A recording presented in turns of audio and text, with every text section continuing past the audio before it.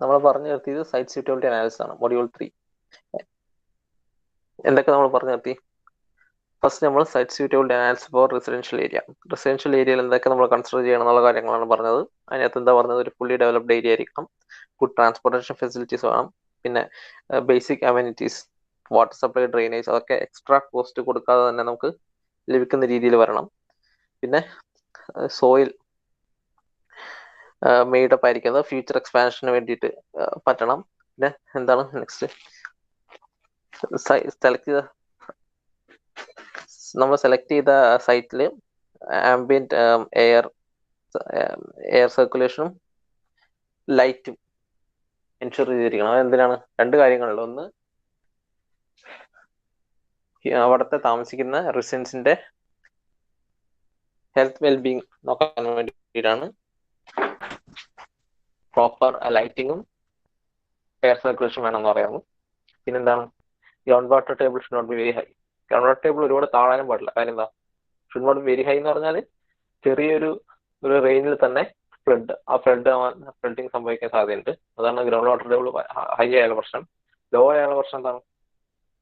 നമ്മൾക്ക് water സപ്ലൈക്ക് sources കണ്ടെത്തണമെങ്കിൽ, for example ഇങ്ങനത്തെ ഒരുപക്ഷെ ലോക്കലി നമ്മൾ അതോറിറ്റീസ് വാട്ടർ സപ്ലൈ സോഴ്സസ് കണ്ടുപിടിക്കാൻ ശ്രമിക്കാറുണ്ട്. ബോർവെൽ ഉപയോഗിച്ചോ, അല്ലെങ്കിൽ വലിയ സാധാ കിണറുകൾ ഉപയോഗിച്ചോ, അല്ലെങ്കിൽ ഒരു പോണ്ടൊക്കെ നിർമ്മിച്ച് ഒരു ലോക്കൽ കമ്മ്യൂണിറ്റിക്ക് വാട്ടർ സപ്ലൈക്കുള്ള സോഴ്സുകൾ അതോറിറ്റീസ് കണ്ടെത്താൻ ശ്രമിക്കുന്ന സമയത്ത് വാട്ടർ ടേബിൾ വളരെ താഴ്ചയാണെങ്കിൽ എന്ത് ചെയ്യണം? പുറത്തുനിന്ന് നമുക്ക് പ്രത്യേക പൈപ്പ് ലൈൻ വഴി എത്തിക്കണം. അപ്പൊ അത് കുറച്ച് കോസ്റ്റ്ലി ആയിരിക്കും. അപ്പൊ രണ്ട് കാര്യങ്ങൾ കൺസിഡർ ചെയ്യണം. എന്താണ്? Ground water table should not be very high and it should not be very low. അതായത് വെരി ഹൈ എന്ന് പറഞ്ഞാൽ നമ്മൾ ബിൽഡിങ്ങിനോട് തൊട്ട് താഴെ കിടക്കരുത്. ശരിക്കും പറയുന്നത് എന്താണെന്ന് വെച്ചാൽ, നമ്മൾ സിവിൽ എഞ്ചിനീയറിംഗിൽ അറ്റ്ലീസ്റ്റ് നമ്മുടെ ഫൗണ്ടേഷൻ ഡെപ്തിൽ നിന്ന് ഒരു 1.5 ടൈംസ് എങ്കിലും താഴെ ആയിരിക്കണം ഗ്രൗണ്ട് വാട്ടർ ടേബിളിന്റെ ലെവൽ എന്നാണ്. എന്തിനാണത്? ഫ്ലഡിങ്ങിന്റെ സമയത്ത് ഗ്രൗണ്ട് വാട്ടർ ടേബിൾ ഉയർന്ന് നമ്മളുടെ ബിൽഡിങ്ങിന്റെ താഴെയുള്ള സോയിൽ വീക്ക് ആവാതിരിക്കാൻ വേണ്ടിയിട്ട്. പലപ്പോഴും സംഭവിക്കുന്നതെന്ന് ചോദിച്ചാൽ, ഈ നിങ്ങൾ civil engineering Jio technical engineering എന്നൊരു ബ്രാഞ്ച് ഉണ്ട്. അതിനകത്ത് ആണ് ഈ സോയിലിനെ സംബന്ധിച്ചും സോയിൽ സ്റ്റെബിലിറ്റിയെ കുറിച്ചൊക്കെയുള്ള സ്റ്റഡി നടത്തുന്നത്. ഗ്രൗണ്ട് വാട്ടർ ടേബിൾ ഉയരുമ്പോൾ എന്താ സംഭവിക്കുന്നത് എന്താണെന്ന് വെച്ചാൽ, നമ്മളുടെ പോർ പ്രഷർ ഇൻക്രീസ് ചെയ്യും. അതായത് നമ്മളുടെ സോയിലിന്റെ ബിയറിംഗ് സ്ട്രെങ്ത്തിനെ ഈ പോർ പ്രഷർ ബാധിക്കും. അതായത് നമ്മൾ സോയിൽ കുറച്ചും കൂടി ലൂസ് ആവും. ആ സോയിലിന് നമ്മളുടെ ബിൽഡിങ്ങിൽ നിന്ന് വെയിറ്റ് എടുക്കാൻ കഴിയില്ല. എന്ത് സംഭവിക്കും? അപ്പൊ ബിൽഡിങ്ങിൽ സെറ്റിൽമെന്റ് സംഭവിക്കും. അങ്ങനെയാണ് നമ്മളുടെ ഈ കഴിഞ്ഞ ഫ്ലഡിലൊക്കെ മിക്ക ബിൽഡിങ്ങിനെ സംഭവിച്ചത്. വലിയ രീതിയിൽ ഫ്ലഡോട് കൂടിയിട്ട് വാട്ടർ ടേബിൾ ഉയർന്നു കഴിഞ്ഞ് താന്ന ശേഷം കുറച്ചു കാലം കഴിഞ്ഞിട്ട് പല ബിൽഡിങ്ങുകളും എന്തായി കൊളാപ്സ് ആയിപ്പോയി. കൊളാപ്സ് ആകാൻ കാരണം എന്താ വെച്ചാൽ, അതിന്റെ താഴെയുള്ള സോയിലും വാഷ് ഔട്ട് ആയിപ്പോയി. അവിടുത്തെ സോയിലിന്റെ സ്ട്രെങ്ത് കുറഞ്ഞ് അങ്ങനത്തെ കാര്യങ്ങളൊക്കെ പോയി. അപ്പൊ അതുകൊണ്ടാണ് water table level very high എന്ന് പറഞ്ഞിരിക്കുന്നത്. പിന്നുള്ളത് പറഞ്ഞത് nearness of school, hospital, market, അതൊക്കെ ഡെയിലി നീഡ്സ് വേണ്ടിയിട്ടുള്ളതാണ്. പിന്നെ ഗുഡ് ലാൻഡ്സ്കേപ്പ് വ്യൂ, അത് എന്തിനാണ്? മെന്റൽ വെൽബീയിങ്ങിനും, മെന്റൽ വെൽബീയിങ് അതുള്ള ഫിസിക്കൽ വെൽബീയിങ് ആണ്. ഗുഡ് ലാൻഡ്സ്കേപ്പ് വ്യൂ ഉണ്ടെങ്കിൽ എന്തായിരിക്കും? എക്സസൈസ് ചെയ്യാനും ഡെയിലി റുട്ടീൻസും ഡെയിലി വാക്കിംഗ് ഉൾപ്പെടെയുള്ള കാര്യങ്ങൾക്കും ഗുഡ് ലാൻഡ്സ്കേപ്പ് വ്യൂ പ്രചോദനം തരും. പിന്നെ നെക്സ്റ്റ് ആണ് away from commercial roads. Commercial റോഡിൽ നിന്ന് ദൂരെ ആയിരിക്കും. കാരണം എന്താ വെച്ചാൽ, നോയിസ് പൊല്യൂഷൻ, എയർ പൊല്യൂഷൻ കുറയ്ക്കാൻ വേണ്ടിയിട്ടാണ്. ബിസി കൊമേഴ്ഷ്യൽ റോഡാണെങ്കിൽ 24 hours അവിടെ എന്തായിരിക്കും? ട്രാഫിക് ഉണ്ടാവും. അത് പ്രശ്നമാണ്. പിന്നെ ഫാക്ടറി, പവർ പ്ലാന്റ്സ്, കാര്യം എന്തെങ്കിലും ആക്സിഡന്റ് നടന്ന ആള് നമ്മളുടെ റെസിഡൻഷ്യൽ ഏരിയയിൽ ബാധിക്കരുത്. ആ റെസിഡൻഷ്യൽ ഏരിയയിലെ ബിൽഡിങ്സ് പലപ്പോഴും എന്താണ്, ഇങ്ങനത്തെ ആക്സിഡന്റ്സിന് വേണ്ടിയിട്ട് നമ്മൾ ഡിസൈൻ ചെയ്യാറില്ല. മോസ്റ്റ് പ്രോബ്ലി കാര്യം ഫാക്ടറിയിൽ നിന്നും പവർ പ്ലാന്റിൽ നിന്നുള്ള ആക്സിഡന്റുകൾക്കുള്ള ഫാക്ടർ സേഫ്റ്റി വെച്ച് നമ്മൾ പലപ്പോഴും നമ്മുടെ റെസിഡൻഷ്യൽ ബിൽഡിങ്ങുകൾ നമ്മൾ ഡിസൈൻ ചെയ്യാറില്ല. പിന്നെ ഓറിയന്റേഷൻ ഓഫ് ദ സൈറ്റ്, നേരത്തെ പറഞ്ഞ പോലെ പ്രോപ്പർ എയർ സപ്ലൈയും ലൈറ്റിങ്ങും എൻഷുർ ചെയ്യാൻ വേണ്ടിയിട്ടാണ്. ഇത്തരം കാര്യങ്ങളാണ് നമ്മൾ കഴിഞ്ഞ ക്ലാസ്സിൽ റെസിഡൻഷ്യൽ ഏരിയയുടെ സൈറ്റ് സ്യൂട്ടബിലിറ്റി നമ്മൾ പറഞ്ഞു പോയത്. നെക്സ്റ്റ് എന്താണ്? Site suitability analysis for industrial area.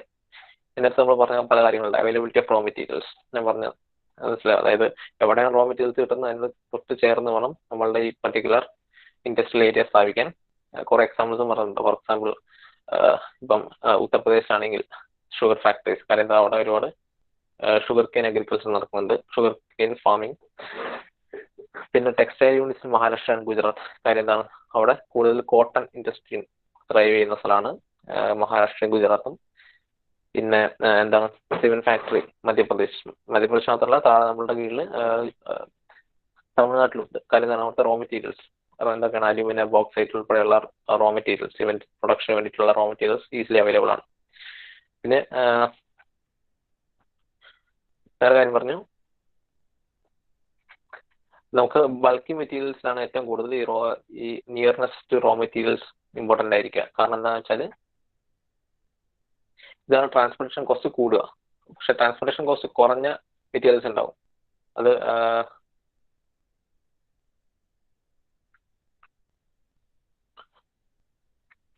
അത് നമുക്ക് അത്ര ബാധകമല്ല ട്രാൻസ്പോർട്ടേഷൻ കോസ്റ്റ്. പിന്നെ റോ മെറ്റീരിയൽസ് 3 ടൈപ്പായിട്ട് ഡിവൈഡ് ചെയ്ത് എന്തൊക്കെയാണ്? Weight losing cannot be preserved for long time, അപ്പോൾ അതെന്ത് ചെയ്യാതെ തൊട്ടടുത്ത് വേണം ഫാക്ടറീസ്.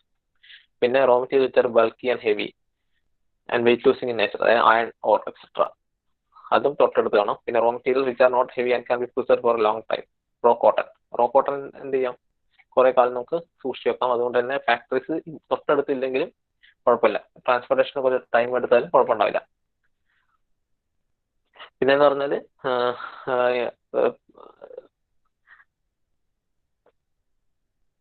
പിന്നുള്ള ജനറൽ ആയിട്ടുള്ള കുറച്ച് കാര്യങ്ങൾ പറഞ്ഞു പോയത്. എന്താണ് പറഞ്ഞത്? Higher the proportion of cost of raw materials total cost, the greater the possibility of choosing a site near to the raw materials. അതായത് നമ്മളുടെ യൂസ് ചെയ്യുന്ന റോ മെറ്റീരിയൽസിന്റെ പ്രൊപ്പോർഷണൽ കോസ്റ്റ് കൂടുതലാണെങ്കിൽ അതിന്റെ തൊട്ടടുത്തേക്ക് യൂസ് ചെയ്യണം. പക്ഷെ അതേസമയം നമ്മൾ യൂസ് ചെയ്യുന്ന റോ മെറ്റീരിയൽസ് നമ്മളുടെ പ്രൊഡക്റ്റിന്റെ ടോട്ടൽ കോസ്റ്റിൽ ഉണ്ടാക്കുന്ന സ്വാധീനം കുറവാണെങ്കിൽ നമുക്ക് കുറച്ച് മാറിയിട്ടാണെങ്കിൽ നമുക്ക് ഫാക്ടറീസ് സെറ്റ് ചെയ്യാം എന്നാണ് പറഞ്ഞിരിക്കുന്നത്. പിന്നെ അവൈലബിലിറ്റി ഓഫ് ലേബർ, എന്തുകൊണ്ടാണെന്ന് ഞാൻ പറഞ്ഞു. അവൈലബിലിറ്റി ഓഫ് ലേബർ കൂടുതലും IT കമ്പനീസ് ബ്ലൂം ചെയ്യാനുള്ള പ്രധാന കാരണങ്ങളൊന്നാണ് അവൈലബിലിറ്റി ഓഫ് ലേബർ. ഇവിടെ ഈസിലി അവൈലബിൾ ആണ് എഡ്യൂക്കേറ്റഡ് പീപ്പിൾ. അതുപോലെ തന്നെ എന്താണ് ഇഷ്ടംപോലെ സിറ്റീസ് ഉണ്ട്, പല സിറ്റീസിലായിട്ട് ഡിവൈഡ് ചെയ്ത് കൊടുക്കാം. അപ്പൊ നമ്മളുടെ കേരളത്തിൽ തന്നെ ഒരു സ്പെഷ്യൽ എക്കണോമിക് സോൺ വന്നിരിക്കുന്നത് എവിടെയാണ്? കൊച്ചിയിൽ ഒരു സ്പെഷ്യൽ എക്കണോമിക് സോൺ എന്ന് പറഞ്ഞിട്ട് അതിനകത്ത് എന്താണ് ആ സ്പെഷ്യൽ എക്കണോമിക് സോൺ പ്രോപ്പർ ലേബറിനെ ഇൻഷുർ ചെയ്യുന്നുണ്ട്. കാര്യം അവിടെ വർക്ക് ചെയ്യുന്ന ഓരോ ലേബേഴ്സും ഡാറ്റ ആ സ്പെഷ്യൽ എക്കണോമിക് സോണിൽ രജിസ്റ്റേഡ് ആയിരിക്കും. പിന്നെ വന്നിരുന്നത് availability of power and fuel, അത് വലിയൊരു ഇമ്പോർട്ടൻറ്റ് ഫാക്ടറാണ്. അപ്പോൾ നമുക്ക് കേരളത്തിലെ വലിയൊരു പ്രശ്നം തന്നെയായിരുന്നു availability of power and fuel. അതുകൊണ്ടാണ് കേരളത്തിലധികം ഇൻഡസ്ട്രീസ് വരുന്നത് കുറയുന്നത്. കാരണം എന്താ വെച്ചാൽ പവർ ആൻഡ് ഫ്യൂവലിന്റെ കോസ്റ്റ് കൂടുതലാണ് കേരളത്തിൽ. കാരണം കേരളത്തിൽ സ്വന്തമായിട്ട് പവർ പ്ലാന്റ്സുകൾ കുറവാണ്. നമുക്ക് ആകെയുള്ള ഹൈഡ്രോ ഇലക്ട്രിക് പവർ പ്രൊഡക്ഷൻ ആണ് കൂടുതലും ഉള്ളത്. എനിക്കൊന്ന് 70% ഹൈഡ്രോ ഇലക്ട്രിക് പ്രൊഡക്ഷൻ ആണുള്ളത്. പിന്നീടുള്ള ഇലക്ട്രിസിറ്റി നീഡ്സ് നമ്മൾ മീറ്റ് ചെയ്യുന്നത് സെൻട്രൽ ഗ്രിഡിൽ നിന്നൊക്കെ നമ്മൾ പൈസ കൊടുത്ത് വാങ്ങിയിട്ടാണ്. അപ്പം അത് ഒരിക്കലും നമുക്ക് പ്രോഫിറ്റബിൾ ആയിട്ട് ഫാക്ടറീസിന് നമുക്ക് വിൽക്കാൻ കഴിയില്ല. ഇത് റെസിഡൻഷ്യൽ ഡൊമസ്റ്റിക് പർപ്പസിനും ചെറിയ കൊമേഴ്ഷ്യൽ പർപ്പസിനും മാത്രമേ നമുക്ക് യൂസ് ചെയ്യാൻ കഴിയുള്ളൂ. ഫാക്ടറീസിന് വലിയ എമൗണ്ട് നമ്മൾ കൊടുത്താൽ വലിയ നഷ്ടം ഗവൺമെന്റിന് വരും. ഇങ്ങനെ വാങ്ങുന്ന എമൗണ്ട് അത് നല്ല പൈസക്കാണ് വാങ്ങുന്നത്. ഒരു യൂണിറ്റ് അത്രയും നമ്മൾ എന്ത് ചെയ്യാൻ പറ്റില്ല, നമുക്ക് ഫാക്ടറീസിന് നമുക്ക് സപ്ലൈ ചെയ്യാൻ കഴിയില്ല ആ ഒരു കോസ്റ്റിൽ. പക്ഷെ അതേസമയം നമ്മളുടെ തൊട്ടടുത്ത് കിടക്കുന്ന തമിഴ്നാടിന്റെ എന്ന് പറഞ്ഞാൽ അവിടെ തെർമൽ പവർ പ്രൊജക്ട് ഇഷ്ടംപോലെ ഉണ്ട്. അവർക്ക് ഈസിലി അവൈലബിൾ ആണ് ഇലക്ട്രിസിറ്റി. ഹൈഡ്രോളിക് പ്രൊജക്ട്സ് അവിടെ ഇല്ല എങ്കിൽ പോലും തമിഴ്നാടിന് നിൽക്കാനുള്ള ഹൈഡ്രോ ഇലക്ട്രിക് പ്രൊജക്ട്സ് വരുന്നുണ്ട്. പിന്നെ ഏറ്റവും അടുത്തൊരു നമുക്കൊരു ന്യൂക്ലിയർ പവർ പ്ലാന്റ് വരുന്നുണ്ട് കൂടംകുളത്ത് ന്യൂക്ലിയർ പവർ പ്ലാന്റ് വരുന്നതോടുകൂടി ഒരു പരിധി വരെ നമ്മളുടെ നീഡ്സ് നമുക്ക് ഓവർകം ചെയ്യാൻ കഴിയും. പക്ഷെ സത്യാവസ്ഥ എന്താണെന്ന് വെച്ചാൽ ഓരോ കാലം കഴിയുന്നതോറും നമ്മളുടെ ഇലക്ട്രിസിറ്റിയിലുള്ള നീഡ് കൂടിക്കൊണ്ടിരിക്കുകയാണ്.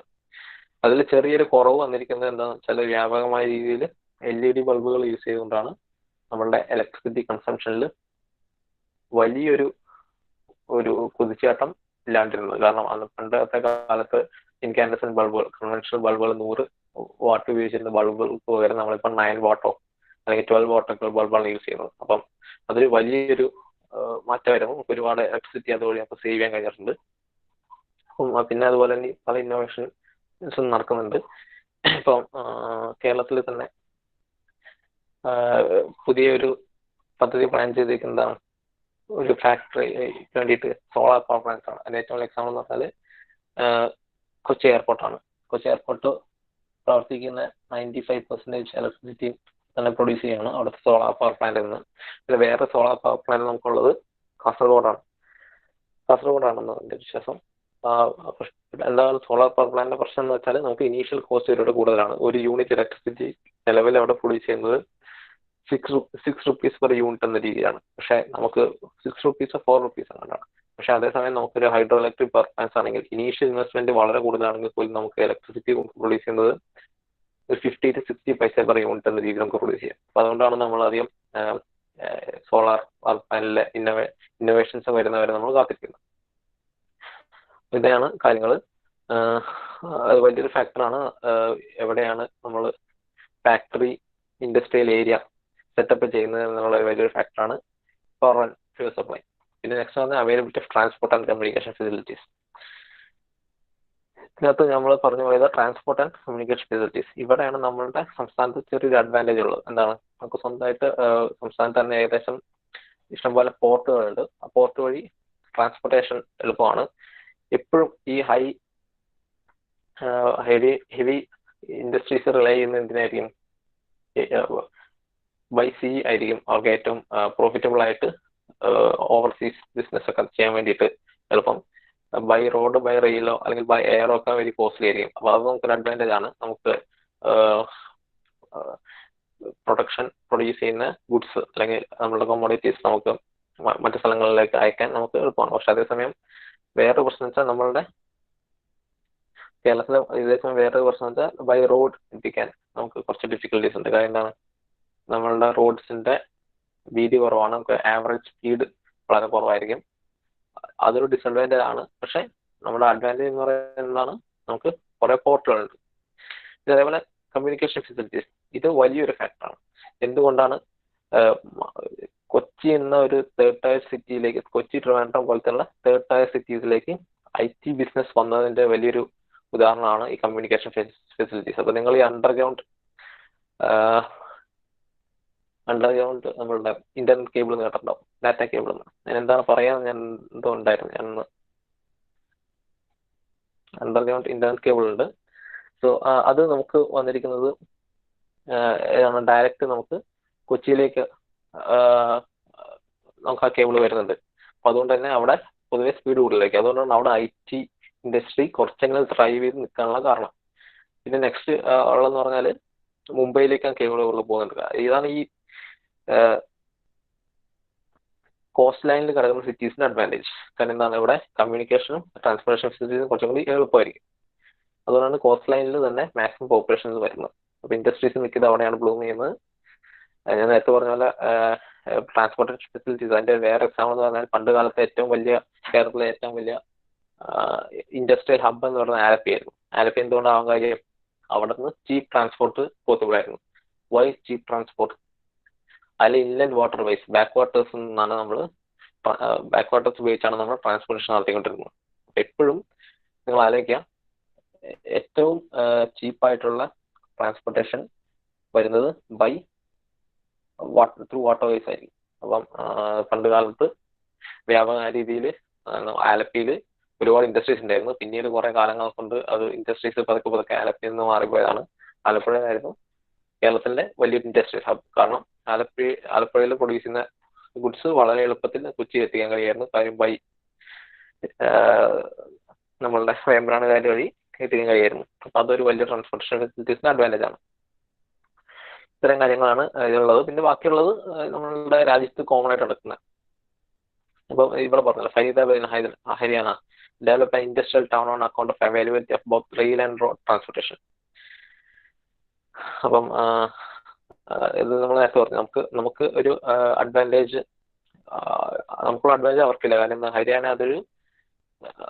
അതൊരു ബൈ ലാൻഡ് ചുറ്റപ്പെട്ട് കിടക്കുന്ന സ്ഥലമാണ്. അവിടെ പോർട്ട് ഇല്ല. പക്ഷെ അവരുടെ അഡ്വാൻറ്റേജ് എന്ന് പറഞ്ഞാൽ എന്താണ്, good rail and road transportation. നമുക്ക് റോഡ് ട്രാൻസ്പോർട്ടേഷന്റെയും റെയിൽ ട്രാൻസ്പോർട്ടേഷന്റെയും പരിമിതികളുണ്ട്. കാരണം നമുക്ക് ഇവിടെ ഒരു എക്സ്പ്രസ് റെയിൽ റൂട്ടുകളില്ല, എക്സ്പ്രസ് ഹൈവേകളില്ല. പക്ഷെ നമ്മൾ വേറെ രാജ്യത്ത് തന്നെ വേറെ സ്ഥലത്തേക്ക് നോക്കുമ്പോൾ അവിടെ ഈ വ്യാപകമായ രീതിയിൽ rail and road transportation facility available ആണ്. അപ്പൊ അവർക്ക് പോർട്ടിന്റെ കാര്യത്തിലുള്ള ഡിസഡ്വാൻറ്റേജ് അവർ ഇത് വെച്ച് മറികടക്കുന്നു.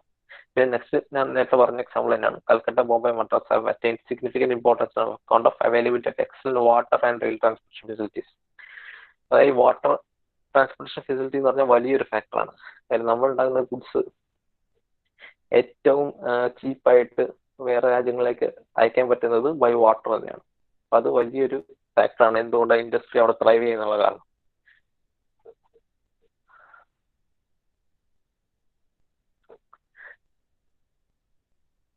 അതായത് നെക്സ്റ്റ് പറയുന്നത് കമ്മ്യൂണിക്കേഷൻ ഫെസിലിറ്റീസ്. ഇതിനകത്ത് പറഞ്ഞിട്ടുണ്ട് on account of development of internet mobile this factor does not affect the location of plan level. കാരണം എന്താ വെച്ചാൽ ഇപ്പം ഇന്റർനെറ്റിന്റെ എല്ലാ സ്ഥലത്തും അവൈലബിൾ ആണ്. പക്ഷെ എന്തുകൊണ്ടാണ് കൊച്ചിയിൽ കുറച്ചധികം വരാണെന്ന് വെച്ചാൽ ഡയറക്റ്റ് കേബിൾ ഉണ്ട്. അതുകൊണ്ട് തന്നെ അത് സ്പീഡിന് ചെറിയ രീതിയിൽ ഒരു അഡ്വാൻറ്റേജ് തരുന്നുണ്ട് ഈ കോസ്റ്റ് ലൈനിൽ കിടക്കുന്ന സിറ്റീസിൽ. നെക്സ്റ്റ് ആണ് നിയറസ്റ്റ് മാർക്കറ്റ് ആണ്. ഈ നിയറസ്റ്റ് മാർക്കറ്റ് എവിടെ വരുന്നതെന്ന് വെച്ചാൽ നമ്മൾ പ്രൊഡ്യൂസ് ചെയ്യുന്ന ഗുഡ്സ്, ഫാക്ടറിയിൽ പ്രൊഡ്യൂസ് ചെയ്യുന്ന ഗുഡ്സ് ലോക്കൽ സെയിലിന് വേണ്ടിയിട്ട് ആക്കുന്നതാണെങ്കിൽ നിയറസ്റ്റ് മാർക്കറ്റ് വളരെ ഇമ്പോർട്ടൻ്റ് ആണ്. ഫോർ എക്സാമ്പിൾ ഇപ്പം ഒരു ഫുഡ് പ്രൊഡ്യൂസിങ് ഇൻഡസ്ട്രി ഒക്കെ ആണെങ്കിൽ തൊട്ടടുത്തൊരു മാർക്കറ്റ് ഉണ്ടെങ്കിൽ അതാണ് അതൊരു അഡ്വാൻറ്റേജ് ആണ്. പക്ഷെ അതേസമയം നമ്മൾ എക്സ്പോർട്ട് ചെയ്യാൻ വേണ്ടിയിട്ടുണ്ടാകുന്നതാണെങ്കിൽ ഇത് വലിയൊരു ഫാക്ടർ അല്ല. സ്റ്റിൽ അതൊരു ഫാക്ടറാണ്. നമുക്ക് ഇപ്പോൾ റോ മെറ്റീരിയൽസ് നമുക്ക് ഡയറക്റ്റ് വാങ്ങണമെങ്കിൽ മാർക്കറ്റ് ഒരു ഫാക്ടറായി വരാം. ഇങ്ങനത്തെ കാര്യങ്ങളൊക്കെയാണ് നമ്മൾ ഇതിന് പറഞ്ഞു തന്നത്, പ്രൈമറി ഫാക്ടേഴ്സിൽ പറഞ്ഞു തന്നത്. ഇൻഡസ്ട്രിയൽ ഏരിയയുടെ ലൊക്കേഷൻ തീരുമാനിക്കാൻ വേണ്ടിയിട്ടുള്ള പ്രൈമറി ഫാക്ടേഴ്സ് ആയിട്ട് പറഞ്ഞു തന്നു. പിന്നെ സെക്കൻഡറി ഫാക്ടേഴ്സ് ആയിട്ട് പറഞ്ഞു തന്നത് എന്താണ്? പല കാര്യങ്ങളും nearness to adequate banking and credit facilities. നമ്മളുടെ രാജ്യത്തെ ഏറ്റവും വലിയ എക്കണോമിക് ഏരിയ എന്ന് പറയുന്നത് മുംബൈയാണ്.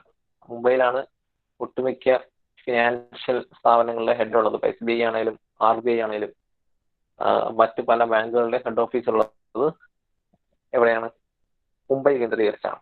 അപ്പൊ അത് ഒരു ചെറിയൊരു ഫാക്ടറാണ് മുംബൈയുടെ ഗ്രോത്തിന് വേണ്ടിയിട്ട് ഉണ്ടായ ചെറിയൊരു ഫാക്ടറാണ്. കാരണം എന്താണ്? ഒട്ടുമിക്ക ഹെഡ് ഓഫീസുകൾ അവിടെ ആയതുകൊണ്ട് തന്നെ വലിയ രീതിയിൽ നമ്മളിപ്പോൾ ഞാൻ പറഞ്ഞല്ലോ, നമുക്കൊരു ഫാക്ടറി സെറ്റ് ചെയ്യണമെങ്കിൽ നമ്മൾ ക്രെഡിറ്റ് ഫെസിലിറ്റീസ് എന്ന് പറയുന്നത് ചെറിയൊരു എമൗണ്ട് അല്ല നമുക്ക് ക്രെഡിറ്റ് വേണ്ടി വരിക. അപ്പം വലിയൊരു എമൗണ്ട് റിലീസ് ചെയ്യണമെങ്കിൽ നമ്മുടെ ലോക്കൽ ബ്രാഞ്ചസിന് സാധിക്കില്ല. അപ്പൊ എന്ത് ചെയ്യാം? റീജിയണൽ ഹെഡ് ഓഫീസുകൾ അല്ലെങ്കിൽ ബാങ്കിന്റെ തന്നെ മെയിൻ ഹെഡ് ഓഫീസിലൊക്കെ പോകണം. അപ്പൊ അവിടെയൊക്കെ അതിനുള്ള നിയർനെസ് എന്ന് പറയുന്നത് ചെറിയ രീതിയിൽ ഒരു ഫാക്ടറാണ്. അപ്പൊ അതുകൊണ്ടാണ് അത് മുംബൈനെ സഹായിച്ചിട്ടുണ്ട്. പിന്നെ മാത്രമല്ല ഒരുപാട് ഫിനാൻഷ്യൽ ഇൻസ്റ്റിറ്റ്യൂഷൻസ് ഉണ്ട്, അവിടെ ഒരുപാട് ഫിനാൻസിങ് നടക്കുന്നുണ്ട്. അപ്പൊ അങ്ങനത്തെ കാര്യങ്ങളൊക്കെ നമ്മുടെ ഇൻഡസ്ട്രിയൽ ഏരിയ സെറ്റ് ചെയ്യുന്നതിന് ഭാഗമായിരിക്കും. ഇപ്പൊ ഫോർ എക്സാമ്പിൾ നമ്മളൊരു എക്കണോമിക്കലി കുറച്ച് വീക്ക് ആയിട്ടുള്ള സ്ഥലത്ത് പോയിട്ട് നമ്മൾ ഫാക്ടറി സെറ്റ് ചെയ്യുമ്പോൾ അതിന്റെ ബുദ്ധിമുട്ട് എന്താണെന്ന് വെച്ചാൽ എന്ത് ചെയ്യാൻ ഫണ്ടിങ് കിട്ടണമെന്നില്ല പ്രോപ്പർ ടൈമിൽ, മനസ്സിലായോ? പക്ഷെ അതേസമയം നമ്മളൊരു എക്കണോമിക്കലി സ്ട്രോങ് ഏരിയയിൽ പോയിട്ട് നമ്മൾ ഫാക്ടറി ഇൻഡസ്ട്രിയൽ ഏരിയ സെറ്റ് ചെയ്യുമ്പോൾ എന്താ ചെയ്യാം?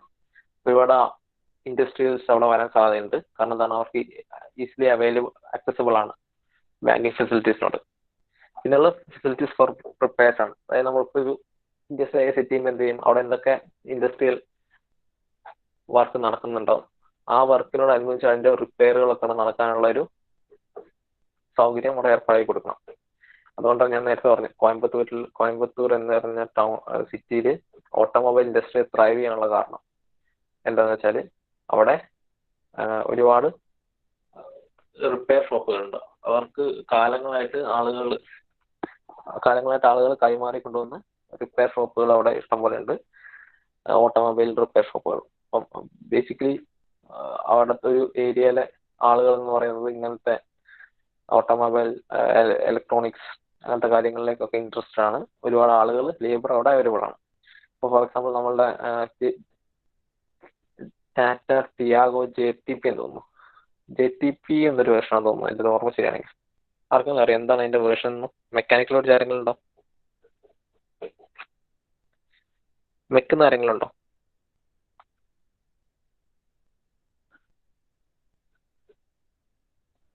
ആരെ പൊളിക്കാം? ലിബിൻ ഷാജി വെക്കണോ? ലിബിൻ ഷാജി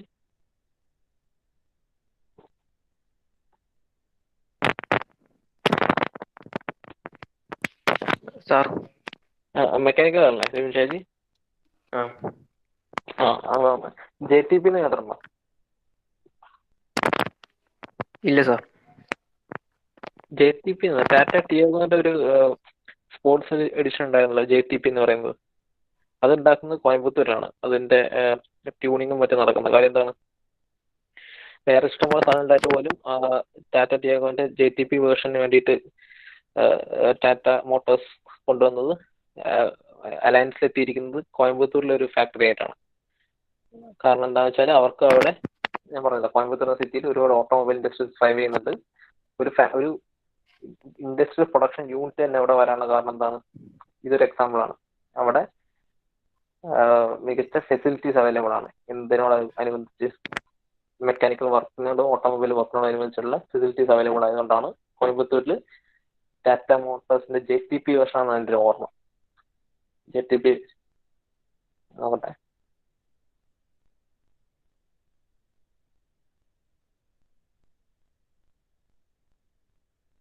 JTP തന്നെ. JTP എന്ന് പറഞ്ഞാൽ കോയമ്പത്തൂരിലെ ഫാക്ടറിയാണ്. ഇവര് തമ്മിലുള്ള അലയൻസിലാണ് ഇവര്. യെസ്, അത് തന്നെ, ബെഞ്ചമിൻ ഫിലിപ്പ് പറഞ്ഞു തന്നെ. അപ്പം നിങ്ങൾക്കായിരിക്കും അതിനകത്ത് കുറച്ച് കൂടുതൽ അറിയാം, നിങ്ങൾ ഒരു മെക്കാനിക്കൽ ഓട്ടോമൊബൈൽ ആയിട്ട് ബന്ധപ്പെട്ടുള്ളതുകൊണ്ട്. അപ്പോൾ അവിടെ കാലങ്ങളായിട്ട് ഒരുപാട് ലേബറും കാര്യങ്ങളൊക്കെ കോയമ്പത്തൂരിൽ അവൈലബിൾ ആണ്. അവിടെ ഒരു ഇൻഡസ്ട്രി വരാൻ തന്നെയുള്ളൊരു കാരണം, ഒരു സെക്കൻഡറി ഫാക്ടർ അതാണ് എന്നാണ് ഞാൻ പറഞ്ഞത്. പിന്നെന്ന് പറഞ്ഞാൽ ഫയർ ഫൈറ്റിംഗ് ഫെസിലിറ്റീസ്, അതൊക്കെ ബേസിക് കാര്യങ്ങളാണ്. നമ്മൾ ഇൻഡസ്ട്രി ഏരിയ സെറ്റ് ചെയ്യുമ്പോൾ അവിടെ ഫയർ ഫൈറ്റിംഗ് ഫെസിലിറ്റീസ് നിർബന്ധമായിട്ടും വേണം.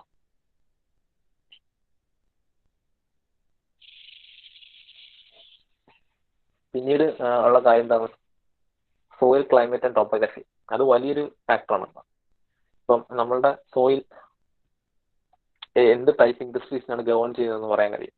ഫോർ എക്സാമ്പിൾ, നമ്മളിപ്പം നമ്മൾ ടീ ഇൻഡസ്ട്രി അല്ലെങ്കിൽ ഇപ്പം ടീ ഫാക്ടറീസ് കൂടുതൽ സെറ്റപ്പ് ചെയ്യുന്നത് ഹൈ റേഞ്ചസിലാണ്. കാരണം എന്താണ്, അവിടെ ടീ പ്ലാന്റേഷൻ കൂടുതലാണ്. അതേസമയം നമ്മൾ കോട്ടൺ ഇൻഡസ്ട്രീസ് ഒക്കെ എവിടെയാണ് സെറ്റ് ചെയ്യുന്നത്? മിക്കതും മഹാരാഷ്ട്രയിലൊക്കെയാണ്. കാര്യം എന്താണ്, അവിടെ കോട്ടൺ അഗ്രികൾച്ചറാണ് കൂടുതൽ. അപ്പം അങ്ങനത്തെ സോയിൽ എന്ത് ടൈപ്പ് ആണ് അവിടെ, റോ മെറ്റീരിയൽസിനോട് ബന്ധപ്പെട്ട കാര്യങ്ങൾ തന്നെയാണ് സെക്കൻഡറി ഫാക്ടറാണ് സ്റ്റിൽ. പിന്നെ ക്ലൈമറ്റ് വലിയൊരു ഫാക്ടർ തന്നെയാണ്. നിങ്ങൾ പലപ്പോഴും ശ്രദ്ധിച്ചിട്ടുണ്ടാവും എന്തുകൊണ്ടാണ് യൂറോപ്പിലും US-ലും നോർത്ത് അമേരിക്കയിലും ഉൾപ്പെടെയുള്ള സ്ഥലങ്ങളിൽ വലിയ രീതിയിൽ ഇൻഡസ്ട്രിയൽ ഒരു റെവല്യൂഷൻ തന്നെ സംഭവിച്ചത്. അത് വലിയൊരു ഫാക്ടർ എന്ന് പറയുന്നത്, വലിയ ഫാക്ടറല്ല, നമ്മുടെ സെക്കൻഡറി ഫാക്ടർ എന്ന് പറയുന്നത് ക്ലൈമറ്റ് ആണ്. എന്തുകൊണ്ടാണ്? അവിടുത്തെ ക്ലൈമറ്റിൽ ആളുകൾ കുറച്ചുകൂടി വർക്കബിൾ ആണ്, ആൾക്കാർ ടയേർഡ് ആവുന്നത് കുറവാണ്. അപ്പൊ അതേ സിസ്റ്റം തന്നെയാണ് നമ്മളിവിടെ ഫോളോ ചെയ്യാൻ വേണ്ടിയിട്ടാണ് നമ്മളിവിടെ പല ഫാക്ടറീസും എയർ കണ്ടീഷൻഡ് ആകുന്നത്. കാരണം എന്താണ്, അത് നമ്മളുടെ എഫിഷ്യൻസിനെ ഇംപ്രൂവ് ചെയ്യും എന്നാണ് പറയപ്പെടുന്നത്. ഓഫീസസും ഓഫീസ് സ്പേസുകളും അതുപോലെ ഫാക്ടറി സ്പേസുകളൊക്കെ മിക്കതും എയർ കണ്ടീഷൻഡായി മാറിക്കൊണ്ടിരിക്കുകയാണ്. അത് എംപ്ലോയീസിന്റെ പ്രൊഡക്ഷൻ കപ്പാസിറ്റി കൂട്ടും. പക്ഷെ ഇത് യൂറോപ്പിലും മറ്റുള്ള അഡ്വാൻറ്റേജ് ഉണ്ടാകുന്നാൽ അവിടെ ഓൾറെഡി അവിടെ ലോ ടെമ്പറേച്ചറാണ്. അപ്പൊ അതുകൊണ്ട് തന്നെ ആൾക്കാർ കുറച്ചും കൂടി എഫിഷ്യൻ്റ് ആയിട്ട് വർക്ക് ചെയ്യാൻ കഴിയും എന്നാണ് പറയുന്നത്. ഒരു പല റിസർച്ചുകളും പറയുന്നത് ideal temperature for manual labour around 22 degree Celsius ആണ്. 22 to 23 ഡിഗ്രി സെൽഷ്യസ് ആണ് എന്നാണ് പറയുന്നത്. ആ ഒരു ടെമ്പറേച്ചറിൽ നമ്മൾ മാനുവൽ ലേബർ ചെയ്യുമ്പോൾ നമുക്ക് അധികം ടയർഡ്നെസ് ഫീൽ ചെയ്യില്ല എന്നാണ് പല റിസർച്ച് ഫൈൻഡിങ്സിലും പറയുന്നത്. അപ്പോൾ ക്ലൈമറ്റ്, പിന്നെ ടോപ്പോഗ്രഫി എന്ന് പറഞ്ഞാൽ മനസ്സിലായല്ലോ, അതായത് ഹില്ലി ഏരിയസ് ആണോ പ്ലെയിൻ ഏരിയസ് ആണോ എന്ന് നേരത്തെ പറഞ്ഞ കാര്യങ്ങൾ തന്നെ. ഇപ്പൊ മിക്ക ഫാക്ടറീസും സെറ്റപ്പ് ചെയ്യാനുള്ള കാരണം പ്ലെയിൻ ഏരിയസിലാണ്. കാരണം എന്താണ്, അവർക്ക് പല എൻവയോൺമെന്റൽ ഇഷ്യൂസും ഫേസ് ചെയ്യേണ്ട വരില്ല. അതേസമയം നമ്മൾ ഹില്ലി ഏരിയസിലേക്ക് പല ഫാക്ടറീസും വരുന്നതും കുറവാണ്. അവിടെ വരുന്ന ഫാക്ടറീസ് എന്ന് പറഞ്ഞാൽ മിക്കതും ഫുഡ് പ്രൊഡക്ഷനോട് ബന്ധിപ്പിച്ചിട്ടുള്ള ഫാക്ടറീസ് ആണ്. റോ മെറ്റീരിയൽസ് ആണ് അതിന്റെ ഫാക്ടർ. അതേസമയം പ്ലെയിൻ ഏരിയാസിൽ കൂടുതലും എന്താണ്, നോർമൽ ഫാക്ടറീസ് വരും. കാരണം അവർക്കൊരു എൻവയോൺമെന്റൽ ഇമ്പാക്ട്, ഈ ഫാക്ടറി കൺസ്ട്രക്ട് ചെയ്യുന്നതുകൊണ്ടുള്ള എൻവയോൺമെന്റൽ ഇമ്പാക്ട് കുറവായിരിക്കും. അതാണ് അതിനുള്ള വേറൊരു കാര്യം. പിന്നെ ഗവൺമെന്റ് പോളിസീസ് ആൻഡ് റെഗുലേഷൻസ്, അതായത് നമ്മൾ നേരത്തെ പറഞ്ഞ പോലെ നമ്മുടെ കൊച്ചിയിലുള്ള സ്പെഷ്യൽ എക്കണോമിക് സോൺ എന്ന് പറയുന്ന അതൊരു വലിയൊരു ഫാക്ടറാണ്. നമ്മൾ പ്രത്യേക സ്പെഷ്യൽ എക്കണോമിക് സോണുകൾ ഇതിനെ കുറിച്ചൊക്കെ പറഞ്ഞിട്ടുണ്ട്. Not to develop industries on sound line, government has declared certain areas as industrial backward for special economic zone. അപ്പോൾ certain concession and subsidies like cheap land, power tax concession and subsidised raw materials provided to develop that particular area. അപ്പൊ അങ്ങനത്തെ ഒരുപാട് സബ്സിഡികളൊക്കെ government കൊടുത്ത് അതിനൊരു industrial area ആക്കി മാറ്റാൻ വേണ്ടിയിട്ട് ശ്രമിക്കുന്നുണ്ട്. ഒരു കൊച്ചിയിലാണ് എന്റെ അറിവിൽ സ്പെഷ്യൽ എക്കണോമിക് സോൺ ഉള്ളത്. പിന്നീട് നമ്മളുടെ കേരള ഗവൺമെന്റ് തന്നെ വേറെ ഒരു സ്ഥാപനമാണ് KSIDC. അതിനെ കുറിച്ച് ഞാൻ കഴിഞ്ഞ ക്ലാസ് പറഞ്ഞിട്ടുണ്ടായിരുന്നു, Kerala state industrial development corporation. ആ ചെയ്യുന്നത് എന്താണെന്ന് വെച്ചാൽ പല ഏരിയാസും നമ്മൾ ഏറ്റെടുക്കുന്നു. എനിക്ക് തോന്നുന്നു കൂത്തുപറമ്പ് അടുത്താണോ, എൻ്റെ ഒരു ഓർമ്മ ശരിയാണെങ്കിൽ കൂത്തുപറമ്പ് അടുത്താണോ തളിപ്പറമ്പ് അടുത്താണോ എന്നറിയാം. നമുക്കൊരു KSIDCയുടെ ഒരു കുറച്ച് ലാൻഡ് ഉണ്ട്. അപ്പൊ അവിടെ എന്താ സംഭവിച്ചാൽ നമുക്ക് ഇൻഡസ്ട്രി സെറ്റ് ചെയ്യണമെങ്കിൽ എന്ത് ചെയ്യാം, അവരുമായിട്ട് അപ്രോച്ച് ചെയ്യാം. അവര് നമുക്ക് വേണ്ട എല്ലാ സൗകര്യങ്ങളും ചെയ്തു തരും. അവിടെ ലാൻഡിന്റെ വില കുറവാണ്. കാര്യം നമ്മൾ ഗവൺമെന്റ് തന്നെ ഓൾറെഡി മേടിച്ചിട്ടിരിക്കുന്ന ലാൻഡാണ്. അപ്പൊ അവിടെ ഗവൺമെന്റിന് ലാഭം എടുക്കേണ്ട ആവശ്യമില്ലാത്തതുകൊണ്ട് തന്നെ അവർ നമുക്കൊരു ന്യായമായ വിലയിൽ ലാൻഡ് കിട്ടും. നമ്മൾ പ്രൈവറ്റ് ആളുകളുടെ കയ്യിൽ നിന്ന് വാങ്ങുമ്പോൾ ഹാസലൊന്നും ഉണ്ടാവില്ല.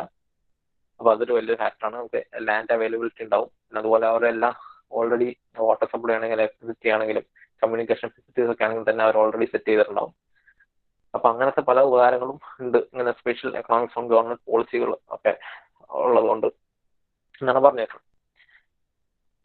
Such measures are taken by government in order to ensure balanced and regional growth of industries in India. അപ്പോൾ നമ്മളുടെ പലപ്പോഴും ഗവൺമെന്റിന്റെ ഒരു പോളിസി എന്താണെന്ന് വെച്ചാൽ എന്താണ്, സെൻട്രലൈസ്ഡ് ആയിട്ട് ഒരു ഇൻഡസ്ട്രിയൽ ഏരിയ ഒരു സ്ഥലത്ത് മാത്രം കേന്ദ്രീകരിക്കാതെ പല സ്ഥലങ്ങളിൽ ഇതേപോലത്തെ പല ഇൻഡസ്ട്രിയൽ ഏരിയാസ് രൂപീകരിക്കുക എന്നതാണ് ഒരു ഗവൺമെന്റ് പോളിസീസ്. അപ്പോൾ നമ്മൾ ഇത്ര നേരം പറഞ്ഞ എന്താണ്, ഇൻഡസ്ട്രിയൽ ഏരിയാസിന്റെ ഏതൊക്കെ ഫാക്ടേഴ്സ് ആണ് അതിന്റെ ലൊക്കേഷൻ ഗവൺ ചെയ്യുന്നത് എന്നുള്ളതാണ്. പിന്നുള്ളത് moment of an early start. അപ്പോൾ അറിയാലോ, അപ്പോൾ ഓൾറെഡി ഒരു എസ്റ്റാബ്ലിഷ്ഡ് ആയിട്ടുള്ള അവിടെ ഒരു ഇൻഡസ്ട്രി ഉണ്ടെങ്കിൽ എന്ത് ചെയ്യാം, നമുക്കൊരു ഓൾറെഡി മൊമെന്റം കിട്ടി. അപ്പൊ നമുക്ക് എളുപ്പത്തിൽ നമുക്ക് അതിന്റെ മാർക്കറ്റ് കണ്ടുപിടിക്കാൻ കഴിയും, റോ മെറ്റീരിയൽസ് കിട്ടാനുള്ള സ്ഥലം നമുക്ക് അറിയാൻ കഴിയും. അപ്പൊ അങ്ങനെ അതിനെ ബേസ് ചെയ്ത് വളർന്നു വരുന്ന പല സ്ഥലങ്ങളുണ്ട്. അപ്പൊ എന്റെ എക്സാമ്പിൾ എന്ന് പറഞ്ഞാൽ ചണ്ഡീഗറിൽ പറഞ്ഞിരിക്കുന്നത് ഓട്ടോമൊബൈൽ സ്പെയർ പാർട്ട് ഷോപ്സ് ഉണ്ടായിരുന്നു. പിന്നീട് അത് വലിയൊരു ഓട്ടോമൊബൈൽ ഇൻഡസ്ട്രി ആയിട്ട് മാർക്കറ്റായിട്ട് ഡെവലപ്പ് ചെയ്ത് പിന്നെ കാർപ്പറേറ്റ് ഇൻഡസ്ട്രി പല സ്ഥലത്തും ചെറിയ രീതിയിൽ തുടങ്ങി. പിന്നീട് അതൊരു ആ മൊമെന്റം കാരണം ഗെയിൻ ചെയ്ത് എത്തി. പിന്നെ വേറെ എക്സാമ്പിൾ നമ്മൾ പറഞ്ഞ എന്താണ്, ബാംഗ്ലൂരിലുള്ള IT ഇൻഡസ്ട്രീസിന്റെ കാര്യം നമ്മൾ പറഞ്ഞു. പിന്നെ എന്തുകൊണ്ടാണ് ട്രിവാൻഡ്രത്ത് പല IT സ്ഥാപനങ്ങൾ വർക്ക് ചെയ്യുന്നത്, കാര്യം എന്താണ്, ട്രിവാൻഡ്രം എന്നാണ് ഏഷ്യയിലെ ഫസ്റ്റ് ടെക്നോളജിക്കൽ പാർക്ക് ഉള്ളത്. ട്രിവാൻഡ്രത്താണ് IT park.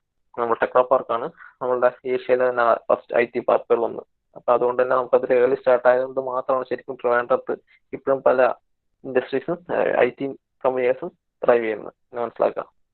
Already early start ലഭിച്ചിട്ടുണ്ടായിരുന്നു. പിന്നീട് ഇൻഡസ്ട്രിയൽ അറ്റ്മോസ്ഫിയർ, അതായത് പലപ്പോഴും നമുക്കൊരു ആളുകൾക്ക് ഒരു ഇൻഡസ്ട്രിയൽ ചിന്ത വരണം.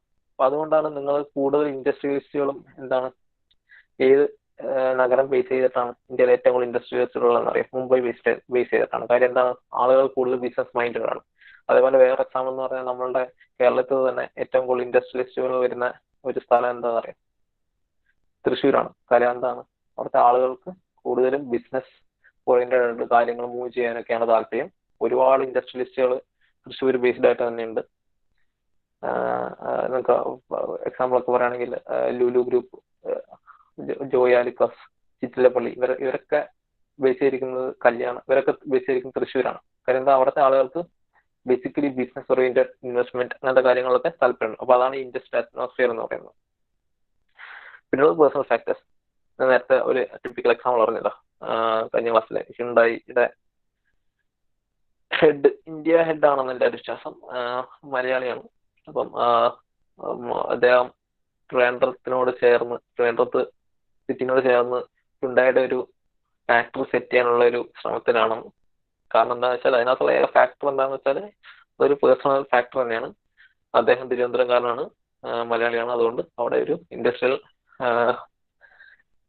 സെറ്റപ്പ് കൊണ്ടുവരും എന്ന ലക്ഷ്യമാണ് ഉള്ളത്. പിന്നെ taste and preferences of people. അങ്ങനെയാണ് purchasing power of the people പഠിക്കണം. ഈ പർച്ചേസിങ് പവർ എന്ന് പറഞ്ഞാൽ ആളുകൾ സാധനം വാങ്ങണം. നമ്മൾ ഒരു പർട്ടിക്കുലർ റീജിയൻ കേന്ദ്രീകരിച്ച് നമ്മൾ ഇൻഡസ്ട്രിയൽ ഏരിയ സെറ്റ് ചെയ്യാന്ന് വിചാരിക്കാം. പക്ഷെ അവിടുത്തെ ആളുകൾ എന്താക്കണം, ഈ സാധനം കൺസ്യൂം ചെയ്യണം നമ്മൾ എന്താണോ ഡെവലപ്പ് ചെയ്യുന്നത്. അപ്പം ഫോർ എക്സാമ്പിൾ പറയുകയാണെങ്കിൽ ഇപ്പം എന്താണ് നമ്മളൊരു കേരളത്തിൽ കൂടുതൽ മീറ്റ് ഫാക്ടറീസ് ഉണ്ട്. ഈ കേരളത്തിലെ കൂടുതൽ മീറ്റ് ഫാക്ടറീസിലെയും ഭൂരിപക്ഷം കൺസംഷൻ നടക്കുന്നത് കേരളത്തിൽ തന്നെയാണ്. പക്ഷെ ഇപ്പോൾ രാജസ്ഥാൻ അല്ലെങ്കിൽ ഗുജറാത്ത് കേന്ദ്രീകരിച്ച് ഇതേപോലെ മീറ്റ് എക്സ്പോർട്ടിങ് നടക്കുന്നുണ്ട്. പക്ഷെ അങ്ങോട്ടുള്ള മീറ്റ് എക്സ്പോർട്ടിങ് ഒക്കെ നടക്കുന്നത് വിദേശത്തേക്കാണ്. മനസ്സിലായി? ഇപ്പൊ എന്തുകൊണ്ടാണ് ബാക്കി സ്ഥലങ്ങളില്ലാത്തതെന്ന് വെച്ചാൽ അവിടുത്തെ ആളുകൾക്ക് കൺസ്യൂം ചെയ്യുന്നില്ല മീറ്റ്. കൂടുതലും വെജിറ്റേറിയൻസ് ആയതുകൊണ്ട് അവിടെ സെറ്റപ്പ് ചെയ്യുന്നില്ല എന്നുള്ളതാണ് സത്യം. അപ്പം ഇങ്ങനെയാണ് ആളുകളുടെ പ്രിഫറൻസ് എന്ന് ബാധിക്കും ഇൻഡസ്ട്രിയൽ ഏരിയ സെറ്റ് ചെയ്യാൻ വേണ്ടിയിട്ട്. പിന്നെ പൊളിറ്റിക്കൽ എക്കണോമിക് സിറ്റുവേഷൻ, ഇത് വലിയൊരു ഫാക്ടറാണ്. ഇതിനകത്ത് തന്നിരിക്കുന്ന എക്സാമ്പിളും ഒരു വളരെ മികച്ച എക്സാമ്പിളാണ്. വെസ്റ്റ് ബംഗാളിനെ കുറിച്ചാണ് പറഞ്ഞിരിക്കുന്നത്. വെസ്റ്റ് ബംഗാൾ ഒരു സമയത്ത് ബ്രിട്ടീഷ് ഇന്ത്യയുടെ ക്യാപിറ്റൽ സ്റ്റേറ്റ് ആയിരുന്നു. കൽക്കട്ട ആയിരുന്നു ബ്രിട്ടീഷ് ഇന്ത്യയുടെ ക്യാപിറ്റൽ പോലെ പ്രവർത്തിച്ച സ്ഥലം. പിന്നീട് ആ നഗരത്തിന് വന്ന മാറ്റങ്ങളും ബാക്കിയുള്ള സിറ്റീസ് വെസ്റ്റ് ബംഗാൾ ഓവർടേക്ക് ചെയ്യേണ്ട കാരണങ്ങളൊക്കെയാണ് പറയുന്നത്. അവിടുത്തെ പൊളിറ്റിക്കൽ ഇൻസ്റ്റെബിലിറ്റി വലിയൊരു ഫാക്ടറാണ്. കാര്യം ആർക്കും ഒരു ഇൻഡസ്ട്രിയലിസ്റ്റും താല്പര്യപ്പെടുത്തില്ല പൊളിറ്റിക്കൽ ഇൻസ്റ്റെബിലിറ്റി ഉള്ള സ്ഥലത്ത്. അപ്പോൾ ഞാൻ പറഞ്ഞ എന്താ വെച്ചാൽ നമ്മളുടെ കേരളത്തിലെ പല സ്ഥലങ്ങളിലും ഇത് തന്നെയാണ് അവസ്ഥ. പൊളിറ്റിക്കൽ ഇൻസ്റ്റെബിലിറ്റി പലപ്പോഴും എന്താണ് പൊളിറ്റിക്കൽ ഹാർമണി പല സ്ഥലങ്ങളിലും ഇല്ല. ഏത് സമയത്ത് വേണമെങ്കിലും ഹർത്താൽ നടത്താൻ എന്നുള്ള അവസ്ഥയായിരുന്നു കേരളത്തിൽ. അപ്പൊ അതുകൊണ്ട് തന്നെ ഒരുപാട് ഇൻഡസ്ട്രിയലിസ്റ്റ് ഇങ്ങോട്ട് വരാൻ മടി കാണിച്ചത് ഒരു കാരണമാണ്. നമ്മളുടെ ഇവിടെ BMW ഫാക്ടറി പണ്ട് എനിക്കൊന്നൊരു 10-12 കൊല്ലം മുന്നേ ചെന്നൈയിലോട്ട് ഷിഫ്റ്റ് ചെയ്യാനുള്ള കാരണം ഇവിടെയാണ് പ്ലാൻ ചെയ്ത് പ്രപ്പോസ് ചെയ്തത്, എല്ലാം ചെയ്തതില്ല. ലാസ്റ്റ് മിനിറ്റിലാണ് എന്ത് ചെയ്ത് ഇവർക്ക് കാര്യം മനസ്സിലായത്. ഏകദേശം 1 ഇയർ കൊണ്ടുള്ള പ്ലാനിങ്ങിൽ തന്നെ ഏകദേശം ആ ഒരു കൊല്ലം തന്നെ ഏകദേശം 45 ഹർത്താലങ്ങളാണ് നടന്നത്. അപ്പൊ ഇത് ഇവരുടെ പ്രൊഡക്ഷനെ ബാധിക്കുന്നവർക്ക് മനസ്സിലായതോടുകൂടി എന്ത് ചെയ്തു, ഇവർ ഈ ഫാക്ടറി ചെന്നൈയിലേക്ക് ഷിഫ്റ്റ് ചെയ്തു, BMW ഫാക്ടറി. അപ്പൊ അതൊക്കെ ഒരു ഫാക്ടറാണ് പൊളിറ്റിക്കൽ എക്കണോമിക് സിറ്റുവേഷൻ. പിന്നുള്ളത് പോസിബിലിറ്റീസ് ഫ്യൂച്ചർ എക്സ്പാൻഷൻ. അത് തന്നിരിക്കുന്ന ഇൻഡസ്ട്രീസിനെ ഫ്യൂച്ചർ എക്സ്പാൻഷന് വേണ്ടി ഉപയോഗിക്കണം. പിന്നെ ഒരു ഹെൽത്തി കോമ്പറ്റേറ്റീവ് ഇൻഡസ്ട്രീസ് വേണം. ലിമിറ്റഡ് ആയിരിക്കും, പക്ഷെ ഒരുപാട് കോമ്പറ്റീഷൻസ് ഒന്നും നടക്കരുത്. നമുക്ക് ഹെൽത്തി കോമ്പറ്റീഷൻ വേണം. ഒരേ പ്രൊഡക്ട്സ് 2-3 ബ്രാൻഡുകളിൽ പ്രൊഡ്യൂസ് ചെയ്യണം. അപ്പം നിങ്ങൾക്ക് മനസ്സിലാവുന്ന കാര്യം എന്താ വെച്ചാൽ നമ്മളിപ്പോൾ ഇൻഡസ്ട്രിയൽ ഏരിയ മാത്രമല്ല ഒരു കൊമേഴ്ഷ്യൽ ഏരിയ ഡിസൈൻ ചെയ്യുമ്പോഴും പല സ്ഥലങ്ങളിൽ നിങ്ങൾ ശ്രദ്ധിച്ചിട്ടുണ്ടാവും. ഇപ്പം SM സ്ട്രീറ്റ്, കോഴിക്കോട് SM സ്ട്രീറ്റിൽ അവിടുത്തെ പ്രത്യേകത എന്താണ്, ഒരേപോലത്തെ പല കടകളുണ്ട്. അതിലെ ഒരു സൈക്കോളജി എന്ന് വെച്ചാൽ ആളുകൾ എന്ത് ചെയ്യും, ഒരുപാട് സെലക്ഷൻ ഉള്ള സ്ഥലത്തേക്ക് പോകും. അതേപോലെ തന്നെ ഒരേപോലത്തെ പല ഫാക്ടറീസും നമ്മൾ ഒരേ സ്ഥലത്ത് സെറ്റ് ചെയ്യുകയാണെങ്കിൽ ഇവർ തമ്മിലൊരു ഹെൽത്തി കോമ്പറ്റീഷൻ നടക്കുകയും അത് പ്രൊഡക്ഷന് ബൂസ്റ്റ് ചെയ്യും എന്നാണ് സത്യം. പിന്നുള്ളത് അവൈലബിലിറ്റി ഓഫ് റിസർച്ച് ഫെസിലിറ്റീസ്, അതായത് റിസർച്ചിനുള്ള ഫെസിലിറ്റീസ് നമ്മൾ പ്രൊവൈഡ് ചെയ്യുക. അപ്പൊ ഇതിനു വേണ്ടിയിട്ട് ആണ് നമ്മുടെ പല ഇൻഡസ്ട്രിയലിസ്റ്റുകൾ എന്ത് ചെയ്യുന്നത്, ഒരു വലിയൊരു ഏരിയ ഇൻഡസ്ട്രിയൽ ഏരിയ ആയിട്ട് പ്രഖ്യാപിക്കുകയും അതിനോട് ചേർന്ന് തന്നെ ഇവരുടെ ഒരു റിസർച്ച് ഫെസിലിറ്റി സ്ഥാപിക്കുകയും ഒക്കെ ചെയ്യുന്നത്. ഫോർ എക്സാമ്പിൾ നമുക്കിപ്പോൾ പറയാൻ കഴിയുന്നത് വെച്ചാൽ നമ്മളുടെ JSW സ്റ്റീലിന്റെ ഹെഡ് ഉള്ളത് നോർത്ത് കർണാടകയിൽ കേന്ദ്രീകരിച്ചാണ്. നോർത്ത് കർണാടകയിൽ ഇതൊരു സ്ഥലത്താണ് JSW ഫാക്ടറി ഉള്ളത്. അപ്പൊ അതിനോട് ചേർന്നിട്ടൊക്കെ ഉണ്ട്. അവർക്കൊരു ചെറിയ ഇൻസ്റ്റിറ്റ്യൂട്ട് ഉണ്ട്, ട്രെയിനിങ് ഇൻസ്റ്റിറ്റ്യൂട്ട് ഉണ്ട്, റിസർച്ച് ഇൻസ്റ്റിറ്റ്യൂട്ട് ഉണ്ട്, ഫാക്ടറീസ് ഉണ്ട്. അപ്പൊ എല്ലാം ഒരുമിച്ചാണ് ഇവിടെ ചെയ്യുന്നത്. അപ്പൊ അങ്ങനത്തെ റിസർച്ച് ഫെസിലിറ്റീസ് ഒക്കെ ഉണ്ടാവും. അപ്പൊ ഇത്രയാണ് കാര്യങ്ങൾ. എന്താണ് പ്രൈമറി ഫാക്ടേഴ്സും സെക്കൻഡറി ഫാക്ടേഴ്സും നമ്മൾ ഇൻഡസ്ട്രിയൽ ഏരിയ ഡിസൈൻ ചെയ്യുന്നതിനെ കുറിച്ചുള്ള കാര്യങ്ങളിൽ പറഞ്ഞു തന്നത്. ഈ നെക്സ്റ്റ് നമ്മളുടെ ടോപ്പിക് എന്ന് പറഞ്ഞാൽ എന്താണ്, site suitability analysis for recreational area. Recreational area എന്ന് പറഞ്ഞാൽ അത് വളരെ ഇമ്പോർട്ടൻ്റ് ആയിട്ടുള്ള ഒരു സ്ഥലം തന്നെയാണ്. എന്താണ് റിക്രിയേഷണൽ ഏരിയയുടെ ഇമ്പോർട്ടൻസ്? റിക്രിയേഷണൽ ഏരിയ ആളുകളുടെ ഒരു മാനസിക ഉല്ലാസത്തിനും ഒക്കെ വേണ്ടിയിട്ട് നമ്മൾ പ്രൊവൈഡ് ചെയ്യുന്നതാണ്. ഒട്ടുമിക്ക സിറ്റി പ്ലാനിങ്ങിലും റിക്രിയേഷണൽ ഏരിയ വളരെ ഇമ്പോർട്ടൻ്റ് ആയിട്ടുള്ള ഒരു ഫാക്ട് ആണ്. നമ്മളുടെ സിറ്റീസ് എടുക്കുകയാണെങ്കിൽ തന്നെ കോഴിക്കോടുള്ള ഏറ്റവും ഫേമസ് ആയിട്ടുള്ള റിക്രിയേഷൻ ഏരിയ എന്ന് പറഞ്ഞാൽ മാനാഞ്ചിറ സ്ക്വയർ ബീച്ച്, അതേപോലെ പിന്നെ വേറെ എന്ന് പറഞ്ഞാൽ നമ്മുടെ സരോവരം ബയോ പാർക്ക് ഉൾപ്പെടെയുള്ള സ്ഥലങ്ങളാണ്. അപ്പോൾ എല്ലാ സിറ്റികളിലും ചെറുതും വലുതുമായ റിക്രിയേഷൻ ഏരിയാസ് ഡെവലപ്പ് ചെയ്തിട്ടുണ്ട്. എന്താണ് അതിന്റെ കാരണം എന്ന് വെച്ചാൽ ആളുകളുടെ മാനസിക ഉല്ലാസം. അതിന് പുറമെ എന്താണ്, ആളുകൾ പുറത്തേക്ക് ഇറങ്ങുന്നതോടുകൂടി സാധനങ്ങൾ വാങ്ങുന്നു. വീട്ടിൽ അടച്ചിരിക്കുന്നതിനേക്കാൾ ആളുകൾ പുറത്തേക്ക് ഇറങ്ങുമ്പോൾ സാധനങ്ങൾ വാങ്ങുന്നു. ഒരു കൊമേഴ്ഷ്യൽ ബൂം ഉണ്ടാവുന്നു എന്നാണ് ഇങ്ങനത്തെ നമ്മൾ റിക്രിയേഷൻ ഏരിയ സെറ്റ് ചെയ്യുന്നതിനുള്ള കാരണം. ആളുകൾക്ക് ഒരു ഹെൽത്തി പോപ്പുലേഷൻ ഉണ്ടാക്കുക, ആ ഹെൽത്തി പോപ്പുലേഷൻ വഴി പ്രൊഡക്ഷൻ കൂട്ടുക എന്നതാണ് ഒരു ലക്ഷ്യം. ഇപ്പോൾ ഇതിനകത്ത് പറഞ്ഞിരിക്കുന്നത് site suitable analysis first factor നമ്മൾ സൈറ്റ് പ്ലാനിംഗ് ആണ്. അപ്പം the placement of a recreational area is done in an area suitable for the neighborhood or residents of a given environment in terms of accessibility and location. എന്താണെന്ന് വെച്ചാൽ നമ്മൾ തൊട്ടടുത്ത് വേണം ഒരു ലൊക്കാലിറ്റിയിൽ നമ്മൾ റിക്രിയേഷൻ ഏരിയ കൊടുക്കാൻ. അതല്ലാതെ നമ്മൾ എന്താ ചെയ്യരുത്, വലിയ ദൂരത്തൊക്കെയാണ് നമ്മൾ കൊടുക്കുന്ന റിക്രിയേഷൻ ഏരിയ എങ്കിൽ ഇപ്പോൾ ഔട്ട്സ്കേർട്ട് ഓഫ് റെസിഡൻഷ്യൽ ഏരിയ, ഇപ്പോൾ റെസിഡൻഷ്യൽ ഏരിയ പ്ലാൻ ചെയ്യുന്നതിൻ്റെ കൂടെ നമ്മൾ പ്ലാൻ ചെയ്യണം. ബേസിക്കലി 90% റിക്രിയേഷൻ ഏരിയാസും വരേണ്ടത് എവിടെയാണ്, റെസിഡൻഷ്യൽ ഏരിയസിനോട് ചേർന്നാണ്. അല്ലാതെ നമ്മൾ ഇൻഡസ്ട്രിയൽ ഏരിയയോട് ചേർന്ന് റിക്രിയേഷൻ ഏരിയ കൊടുത്തിട്ട് കാര്യമില്ല. കാര്യം അവിടെ ഇൻഡസ്ട്രിയിൽ വർക്ക് ചെയ്യുന്ന ആളുകൾ, എംപ്ലോയീസ് ഒരിക്കലും അവരുടെ വർക്ക് കഴിഞ്ഞ നേരെ റിക്രിയേഷനിലേക്ക് പോകില്ല. മിക്കവരും ഫാമിലി ആയിട്ടായിരിക്കും റിക്രിയേഷണൽ ഏരിയകളിലേക്കൊക്കെ മറ്റും പോകുന്നത്. അപ്പോൾ അതുകൊണ്ട് തന്നെ റെസിഡൻഷ്യൽ ഏരിയയോട് ചേർന്നായിരിക്കണം നമ്മളുടെ റിക്രിയേഷൻ ഏരിയയുടെ സൈറ്റ്. അപ്പം പറഞ്ഞിരിക്കുന്നത് is done that in an area suitable for the neighborhood or residents of the given environment in terms of accessibility and location. The appropriate site placements can attract users to use the facilities constantly. അതായത് ഈ നമ്മളുടെ site ആളുകളെ attract ചെയ്തുകൊണ്ടിരിക്കണം. അവിടെ വരുമ്പം അവർക്കൊരു proper മാനേജ്മെന്റിലാണ് കാര്യങ്ങൾ നടക്കുന്നതെന്നും സേഫ് ആണെന്നുള്ളൊരു ഫീലിംഗ് കൊടുത്താലേ ആളുകൾ എന്ത് ചെയ്യുള്ളൂ, റിക്രിയേഷണൽ ഫെസിലിറ്റീസ് യൂസ് ചെയ്യുള്ളൂ. അതിനോടനുബന്ധിച്ചിട്ടുള്ള നമ്മളുടെ പല കാര്യങ്ങളും യൂസ് ചെയ്യുള്ളൂ. ഫോർ എക്സാമ്പിൾ, ഇപ്പം അതിനോടനുബന്ധിച്ച് ചെറിയ മാർക്കറ്റുകൾ ഉണ്ടാവും. അപ്പോൾ ആ മാർക്കറ്റ് എന്താണ്, ഒരുപാട് എംപ്ലോയ്മെന്റ് കൊടുക്കുന്നുണ്ട്, അങ്ങനത്തെ കാര്യങ്ങളൊക്കെ റിക്രിയേഷൻ ഏരിയയോട് ചേർന്ന് ഇതും വരുന്നുണ്ടെന്ന് ചിന്തിക്കുക. റിക്രിയേഷൻ മാത്രമല്ല ഇതിന്റെ ഉദ്ദേശം, ഒരു ബിസിനസ് കൂടി നടക്കാൻ വേണ്ടിയിട്ടാണ് നമ്മൾ റിക്രിയേഷൻ ഏരിയാസ് സാധനങ്ങൾ കൊടുക്കുന്നത്. ഇപ്പം നമ്മളിപ്പോൾ ഫസ്റ്റ് നെയ്ബർഹുഡ് ഗോൾഫ് ഗ്രൗണ്ടിനെ കുറിച്ചാണ് നമ്മൾ പറയുന്നത്. ഗോൾഫ് ഗ്രൗണ്ട് അറിയില്ല, നമ്മുടെ നാട്ടിൽ വളരെ കുറവാണ്. എനിക്ക് തോന്നുന്നു ട്രിവാൻഡ്രത്ത് മാത്രമാണ് ഒരു ഗോൾഫ് ക്ലബ് ഫങ്ഷൻ ചെയ്യുന്നതെന്നാണ് എൻ്റെ ഒരു ഓർമ്മ. അപ്പം അതിനെ സംബന്ധിച്ച് നമുക്ക് അതൊരു എക്സാമ്പിൾ ആയിട്ട് വേണമെങ്കിൽ പറയാം. അപ്പം neighbourhood golf features are sports and activities and passive recreation as well as sports fields and courts for badminton and other related games. It also a picnic and aesthetic surrounding. The location will be within the pedestrian distance of approximately 1.5 kilometers. അപ്പം ഇതാണ് നമ്മളുടെ golf എന്ന് പറയുന്നത്. അപ്പോൾ golf എന്ന് പറഞ്ഞാൽ golf club golf കളിക്കാൻ വേണ്ടി മാത്രമല്ല യൂസ് ചെയ്യുന്നത്, എന്താണ് അതിന് റിലേറ്റഡ് ആയിട്ടുള്ള പല ഗെയിംസും അതിനകത്ത് ഉണ്ടാവും. നമ്മളുടെ ട്രിവാൻഡ്രം ഗോൾഫ് ക്ലബ്ബിൽ തന്നെ എന്താണ് അതിനകത്ത് ക്രിക്കറ്റ് പ്രാക്ടീസ് നെറ്റ്സ് ഉണ്ടെന്ന്, അതേപോലെ ബാഡ്മിന്റൺ, ടേബിൾ ടെന്നീസ് കോർട്സ് ഉണ്ടാവും, ബാസ്കറ്റ്ബോൾ കോർട്സ് ഉണ്ടാവും, അങ്ങനെ പല കോർട്സുകളുണ്ട്. അപ്പം ഗോൾഫ് ഏരിയ എന്ന് പറഞ്ഞാൽ വലിയൊരു ഏരിയ ആയിരിക്കും, ഒരു പാർക്ക് പോലെ ആയിരിക്കും ഇവിടെ ഉദ്ദേശിക്കുന്നത്. അതിന്റെ വേറെ കാര്യം എന്ന് പറഞ്ഞാൽ പെഡസ്ട്രിയൽ ഡിസ്റ്റൻസ് എന്ന് പറഞ്ഞാൽ നടന്നു പോകാനുള്ള ദൂരം മാക്സിമം 1.5 കിലോമീറ്റേഴ്സേ പാടുള്ളൂ. അതിന് മുകളിലൊക്കെ എന്താണ് ആൾക്കാർ നടന്നു പോയില്ല, ആൾക്കാർ പിന്നീട് എന്ത് ചെയ്യും, വെഹിക്കിൾസ് യൂസ് ചെയ്യാൻ തുടങ്ങും. വെഹിക്കിൾസ് യൂസ് ചെയ്യുമ്പോൾ ഇതിന് കഞ്ചഷൻ വരുമ്പോൾ എന്ത് ചെയ്യും, ആളുകൾ കുറച്ച് കഴിയുമ്പോൾ മടുക്കും, ഇവിടെ കഞ്ചഷൻ ഉണ്ട് എന്നാണ് മനസ്സിലാക്കും. പക്ഷെ നമ്മുടെ സ്ഥലത്ത് വണ്ടി പാർക്ക് ചെയ്തിട്ട് ആളുകളെ നമ്മൾ പെഡസ്ട്രിയൻ ആയിട്ട്, പെഡസ്ട്രിയൻ എന്ന് പറഞ്ഞാൽ നടന്നു പോകുന്നു, പെഡസ്ട്രിയൻ നടന്നു പോകുന്ന ഒരാളെന്നാണ് ഇതിന്റെ അർത്ഥം, പെഡസ്ട്രിയൻ.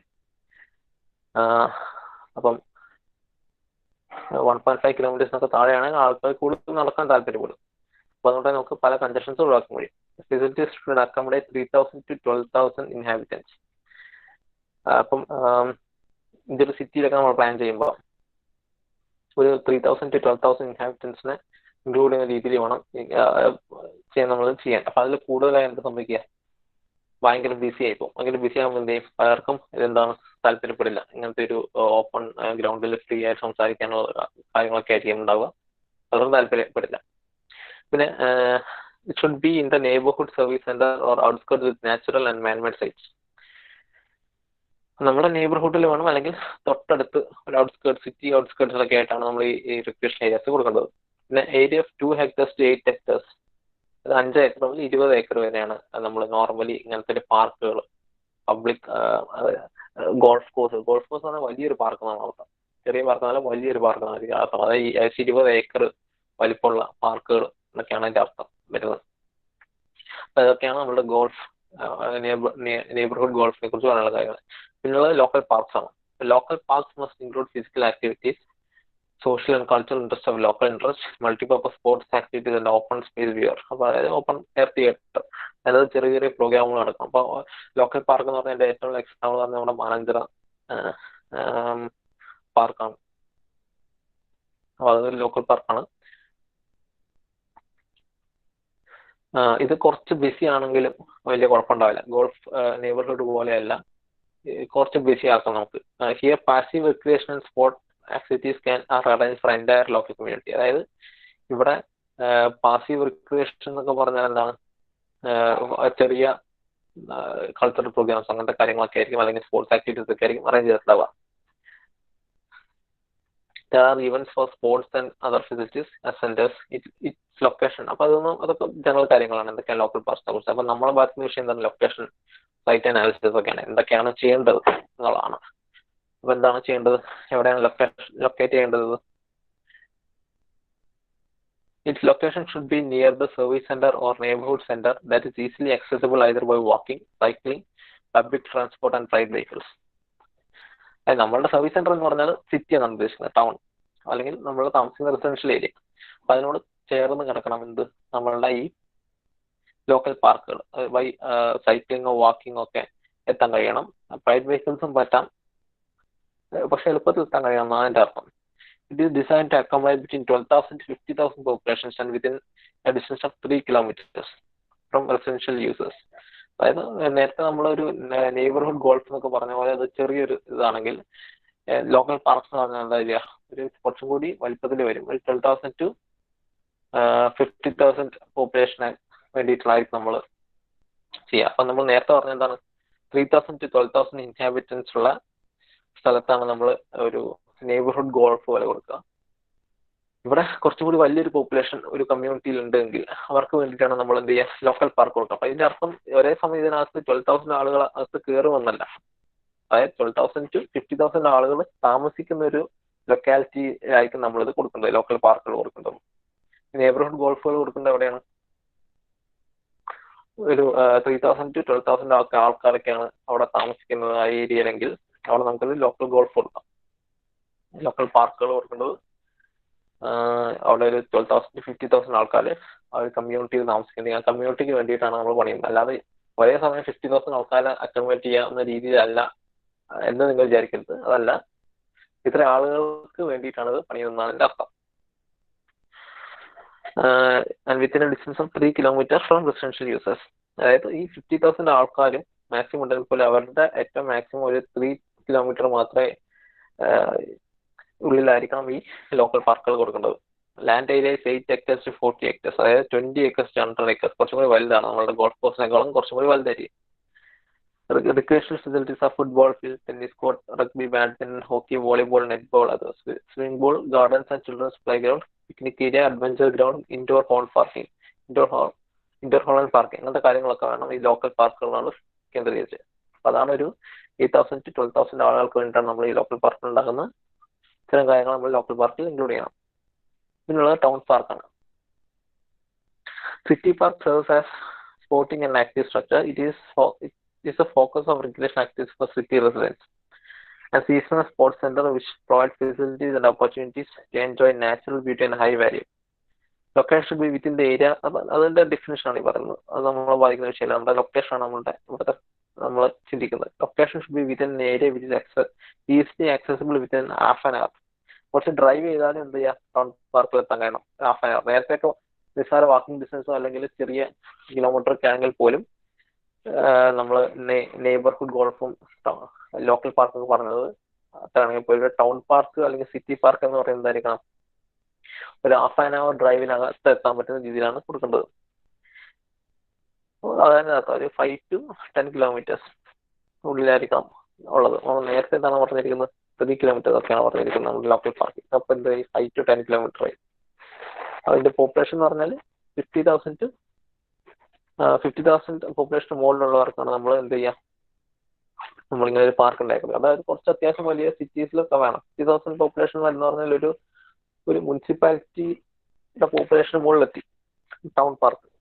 ഇതൊരു നെയ്ബർഹുഡ് ഗോൾഫ് എന്ന് പറഞ്ഞാൽ നമ്മുടെ ലോക്കൽ റെസിഡൻഷ്യൽ ഏരിയ അല്ലെങ്കിൽ റെസിഡൻഷ്യൽ കമ്മ്യൂണിറ്റിയോ നമ്മുടെ ചുറ്റുവട്ടത്തുള്ള അവർക്ക് വേണ്ടിയിട്ടുള്ള ഗോൾഫ് കോഴ്സ് പോലെയാണ് neighbourhood golf course. Local park എന്ന് പറഞ്ഞാൽ ഒരു ചെറിയൊരു 50,000 പോപ്പുലേഷൻ താഴെയുള്ളവർക്ക്, അതൊരു ഗ്രാമപഞ്ചായത്തിലൊക്കെയുള്ള പോപ്പുലേഷൻ ഉള്ളവർക്ക് വേണ്ടിയിട്ടാണ് നമ്മളൊരു ലോക്കൽ പാർക്കുകൾ നമ്മൾ സെറ്റ് ചെയ്യുന്നത്. പക്ഷെ ടൗൺ പാർക്കുകൾ ഒരു മുനിസിപ്പൽ ലെവലിലെ മുകളിലുള്ള ടൗണുകളിൽ ഒക്കെയാണ് നമ്മൾ ഒരു ടൗൺ പാർക്ക് എന്ന രീതിയിൽ കൊടുക്കുക. 50,000 ആൾക്കാർ മുകളിൽ ആ ടൗണിൽ താമസിക്കുന്നുണ്ടെങ്കിൽ അവർക്ക് വേണ്ടി നമ്മൾ കൊടുക്കും. അപ്പോൾ ഒരു മൊത്തത്തിലൊരു വലിയ രീതിയിൽ കൊടുക്കുക. 100 to 50 acres ഒക്കെ നമ്മൾ കൊടുക്കണം. പക്ഷെ പലപ്പോഴും എന്താണ് വിഷയം, ഇത്രയും സ്ഥലം കൊടുക്കാൻ നമ്മൾ ഉണ്ടാവില്ല. അപ്പൊ അതിനനുസരിച്ച് ചെറിയ അഡ്ജസ്റ്റ്മെന്റ്സ് നമ്മൾ നടത്തും.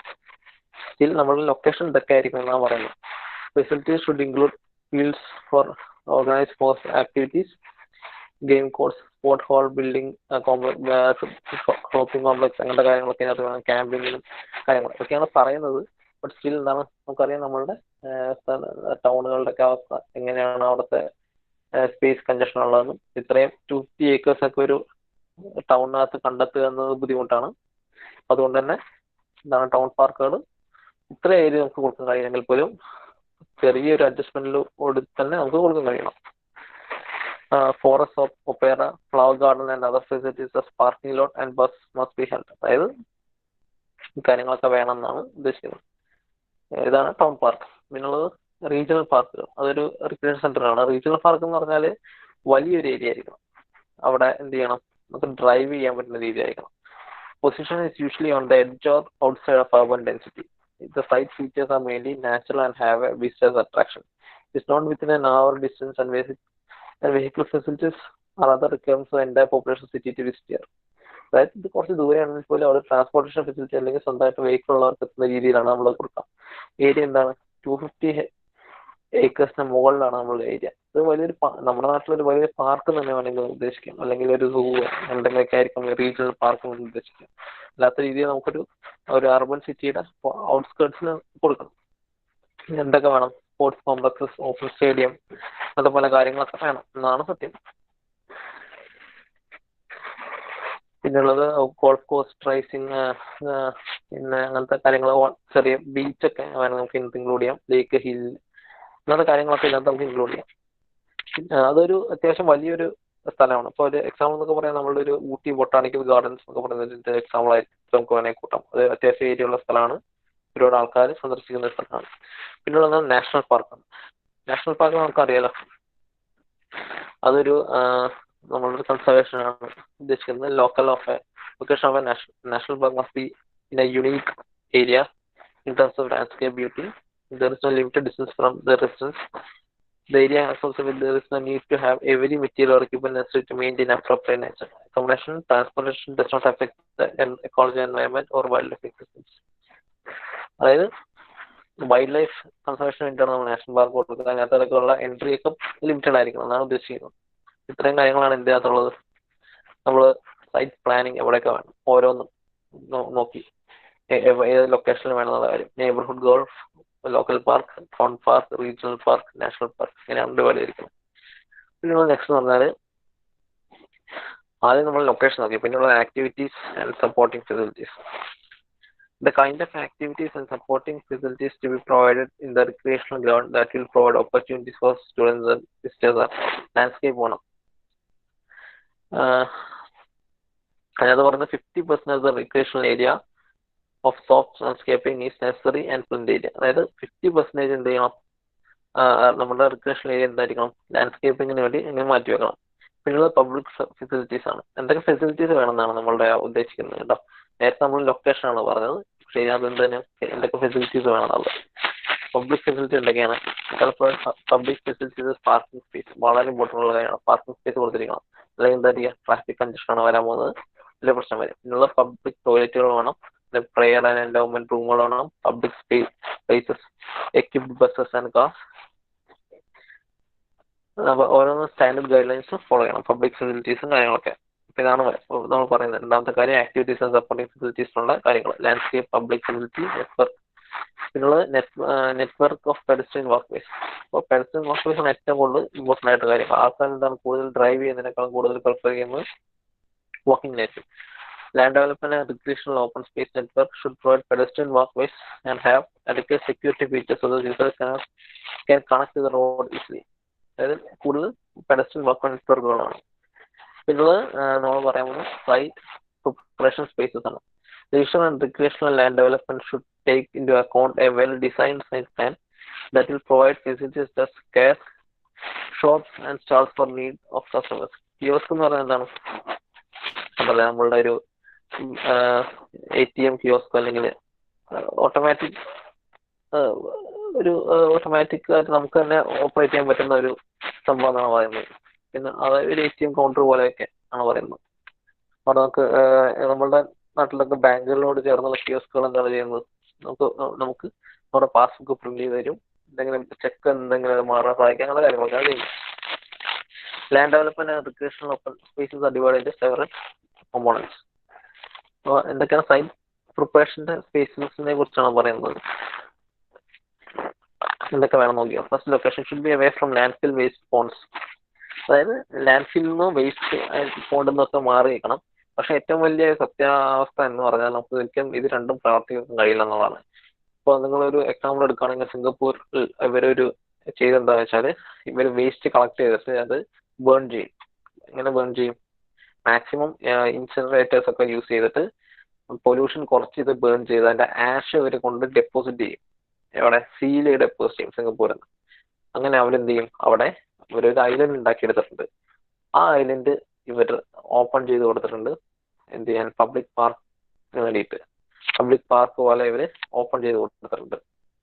അപ്പൊ നമുക്ക് എന്താ പറയുന്നത്, ഇതിനകത്ത് പറഞ്ഞ പോലെ നമുക്ക് ലാൻഡ് ഫിൽ വേസ്റ്റിന് ദൂരെ നമുക്ക് മാക്സിമം ട്രൈ ചെയ്യാം. ഓപ്പൺ ആയിട്ട് വേസ്റ്റ് ഡംപ് ചെയ്യാത്ത അവസ്ഥയാണെങ്കിൽ നമുക്ക് ഇങ്ങനത്തെ സ്ഥലങ്ങൾ കൊടുക്കാം. അതാണ് കാര്യം. പിന്നെ electrical substations, large drainage, heavy ഇൻഡസ്ട്രീനോട് അടുത്ത് ചേർന്ന് നമ്മൾ ഇതുപോലെ റിക്രിയേഷൻ ഫെസിലിറ്റീസ് കൊടുക്കുന്നത്. കാര്യം അത് റിക്രിയേഷൻ ആയിരിക്കില്ല,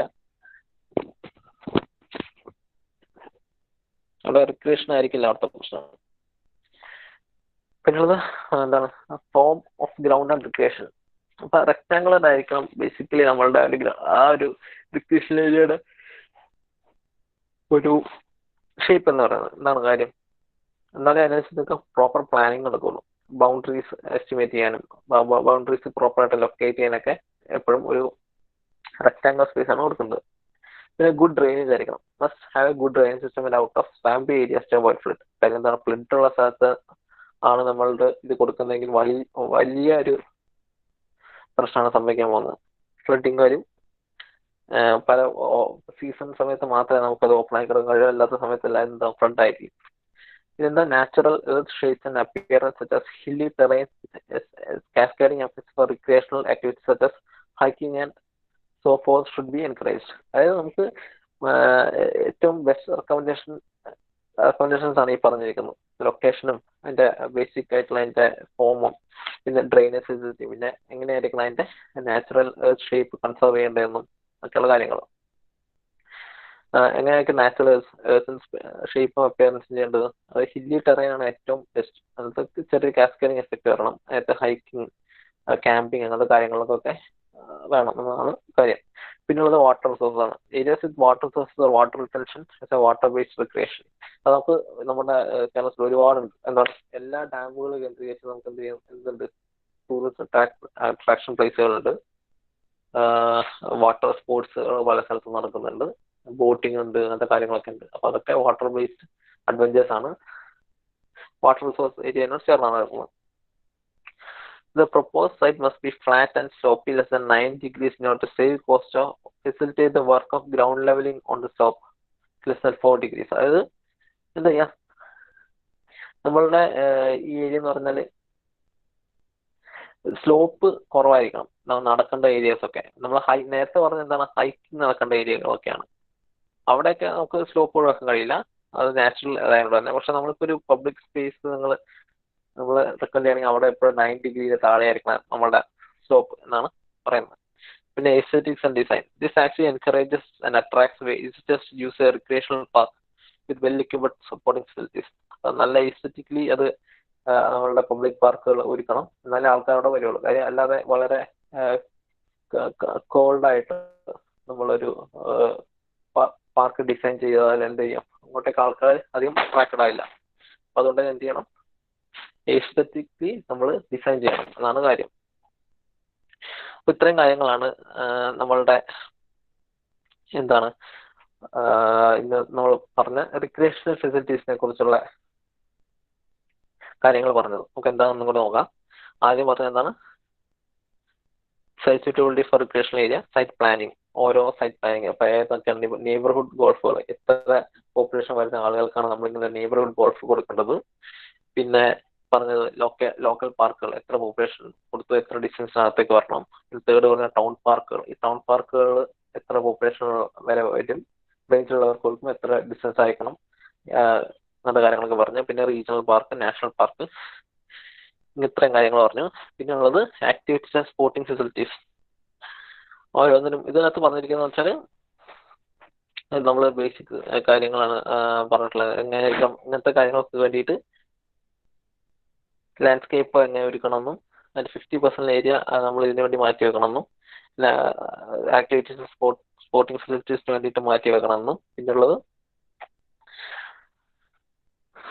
പല പബ്ലിക് ഫെസിലിറ്റീസ് പ്രൊവൈഡ് ചെയ്യണം, പിന്നെ പെഡസ്ട്രിയൻ വാക്കിന്റെ നെറ്റ്വർക്ക് എൻഷുർ ചെയ്യണം, അങ്ങനത്തെ കാര്യങ്ങൾ. പിന്നെ സൈറ്റ് പ്രിപ്പറേഷൻ സ്പേസസ്,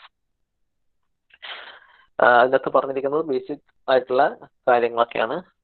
എന്താണ് നമ്മൾ ഒരുക്കിയിരിക്കുന്ന സ്പേസ് എങ്ങനെയായിരിക്കണം എന്നാണ് ഉദ്ദേശിച്ചിരിക്കുന്നത്. അപ്പൊ ലേഷർ റിക്രിയേഷണൽ ആക്ടിവിറ്റീസ് ഒക്കെ എങ്ങനെ നടത്തണം, എന്താണ് ഇരിക്കുന്ന ലൊക്കേഷൻ, അതിന്റെ ഫോം, ഡ്രെയിനേജ് ഫെസിലിറ്റീസ്, പിന്നെ നാച്ചുറൽ എർത്തിന്റെ ഷേപ്പ് കൺസർവ് ചെയ്തുകൊണ്ട് തന്നെ എങ്ങനെയാണ് നമുക്ക് റിക്രിയേഷണൽ ആക്ടിവിറ്റീസ് ഒക്കെ നടത്താൻ കഴിയുന്നതെന്നും, പിന്നെ വാട്ടർ സോഴ്സുകൾ കേന്ദ്രീകരിച്ച് എങ്ങനെയാണ് നമുക്ക് വാട്ടർ സ്പോർട്സുകൾ നടത്താൻ കഴിയുന്നത്. പിന്നെ എസ്തെറ്റിക്സിനെ കുറിച്ച് പറഞ്ഞു. പിന്നെ അതിന്റെ സ്ലോപ്പ് തന്നിരിക്കുന്ന ഒരു പബ്ലിക് പാർക്കാണെങ്കിൽ അതിന്റെ സ്ലോപ്പ് കുറവായിരിക്കണം. കാര്യം എന്താണ്, ഒരുപാട് ഹില്ലി ആയിട്ടുള്ള ഏരിയകളിലൊക്കെ നോൺ ഫാമിലീസ് വരാൻ സാധ്യത കുറവാണ്. കാര്യം അവർക്കൊരു നടക്കാനൊക്കെ പ്രയാസമുള്ളതുകൊണ്ട് സ്ലോപ്പ് നോക്കണം. അങ്ങനത്തെ കാര്യങ്ങളൊക്കെയാണ് നമ്മൾ പറഞ്ഞു പോയത്. ഇത്രയും കാര്യങ്ങളാണ് നമ്മൾ ഇന്ന് ഡിസ്കസ് ചെയ്തത്. ഇനി നമുക്ക് ചെയ്യാനുള്ള എന്താണെന്ന് വെച്ചാൽ, ഇപ്പൊ നമ്മൾ നിലവിൽ നമ്മളുടെ സിലബസ് അനുസരിച്ച് ഓൾമോസ്റ്റ്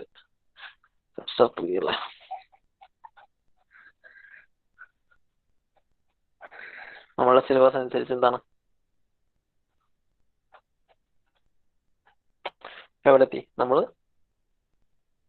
ഇവിടം വരെ എത്തി, റിക്രിയേഷണൽ ഏരിയ വരെ എത്തി. ഇനിയുള്ളത് നെക്സ്റ്റ് നമുക്ക് ബാധിക്കുന്നത് solid waste disposal, water treatment plants, reservoirs, അങ്ങനത്തെ കാര്യങ്ങളൊക്കെ വേണ്ടിയിട്ടുള്ള സൈറ്റ് സെലക്ഷൻ ആണ്. പിന്നീട് land use, land cover mapping, അങ്ങനത്തെ കാര്യങ്ങളൊക്കെയാണ് ഇതിനോടനുബന്ധിച്ച് ഉള്ളത്. പിന്നീടുള്ളതെന്ന് പറഞ്ഞാൽ ഓൾമോസ്റ്റ് 2.5 മൊഡ്യൂൾസ് ഉണ്ടാവും. നമുക്ക് നവംബർ 30 മുന്നേ തീർക്കാൻ കഴിയുമെന്നാണ് എൻ്റെ വിശ്വാസം. ഇനി നമുക്ക് ഓൾമോസ്റ്റ് എത്ര അവർ ഉണ്ടെന്ന് ചോദിച്ചാൽ ഓൾമോസ്റ്റ് ഒരു 16 or 17 hours നമുക്ക് കിട്ടാൻ സാധ്യതയുണ്ട് നോർമൽ ഈ പേസിൽ പോകണമെങ്കിൽ. അപ്പൊ അതോടുകൂടി നമുക്ക് തീർക്കാൻ കഴിയുമെന്നാണ് എൻ്റെ വിശ്വാസം. മാക്സിമം നമുക്ക് ശ്രമിക്കാം. പിന്നെ കുറച്ച് സ്പീഡിൽ പോകേണ്ടി വരും തീർക്കണമെങ്കിൽ. അപ്പം ഇത്രയും പറഞ്ഞിട്ട് ഞാൻ ഇന്നത്തെ ക്ലാസ് അവസാനിപ്പിക്കുകയാണ്. ബാക്കി നാളെ കാണാം. Thank you. Thank you, sir. Thank you, sir.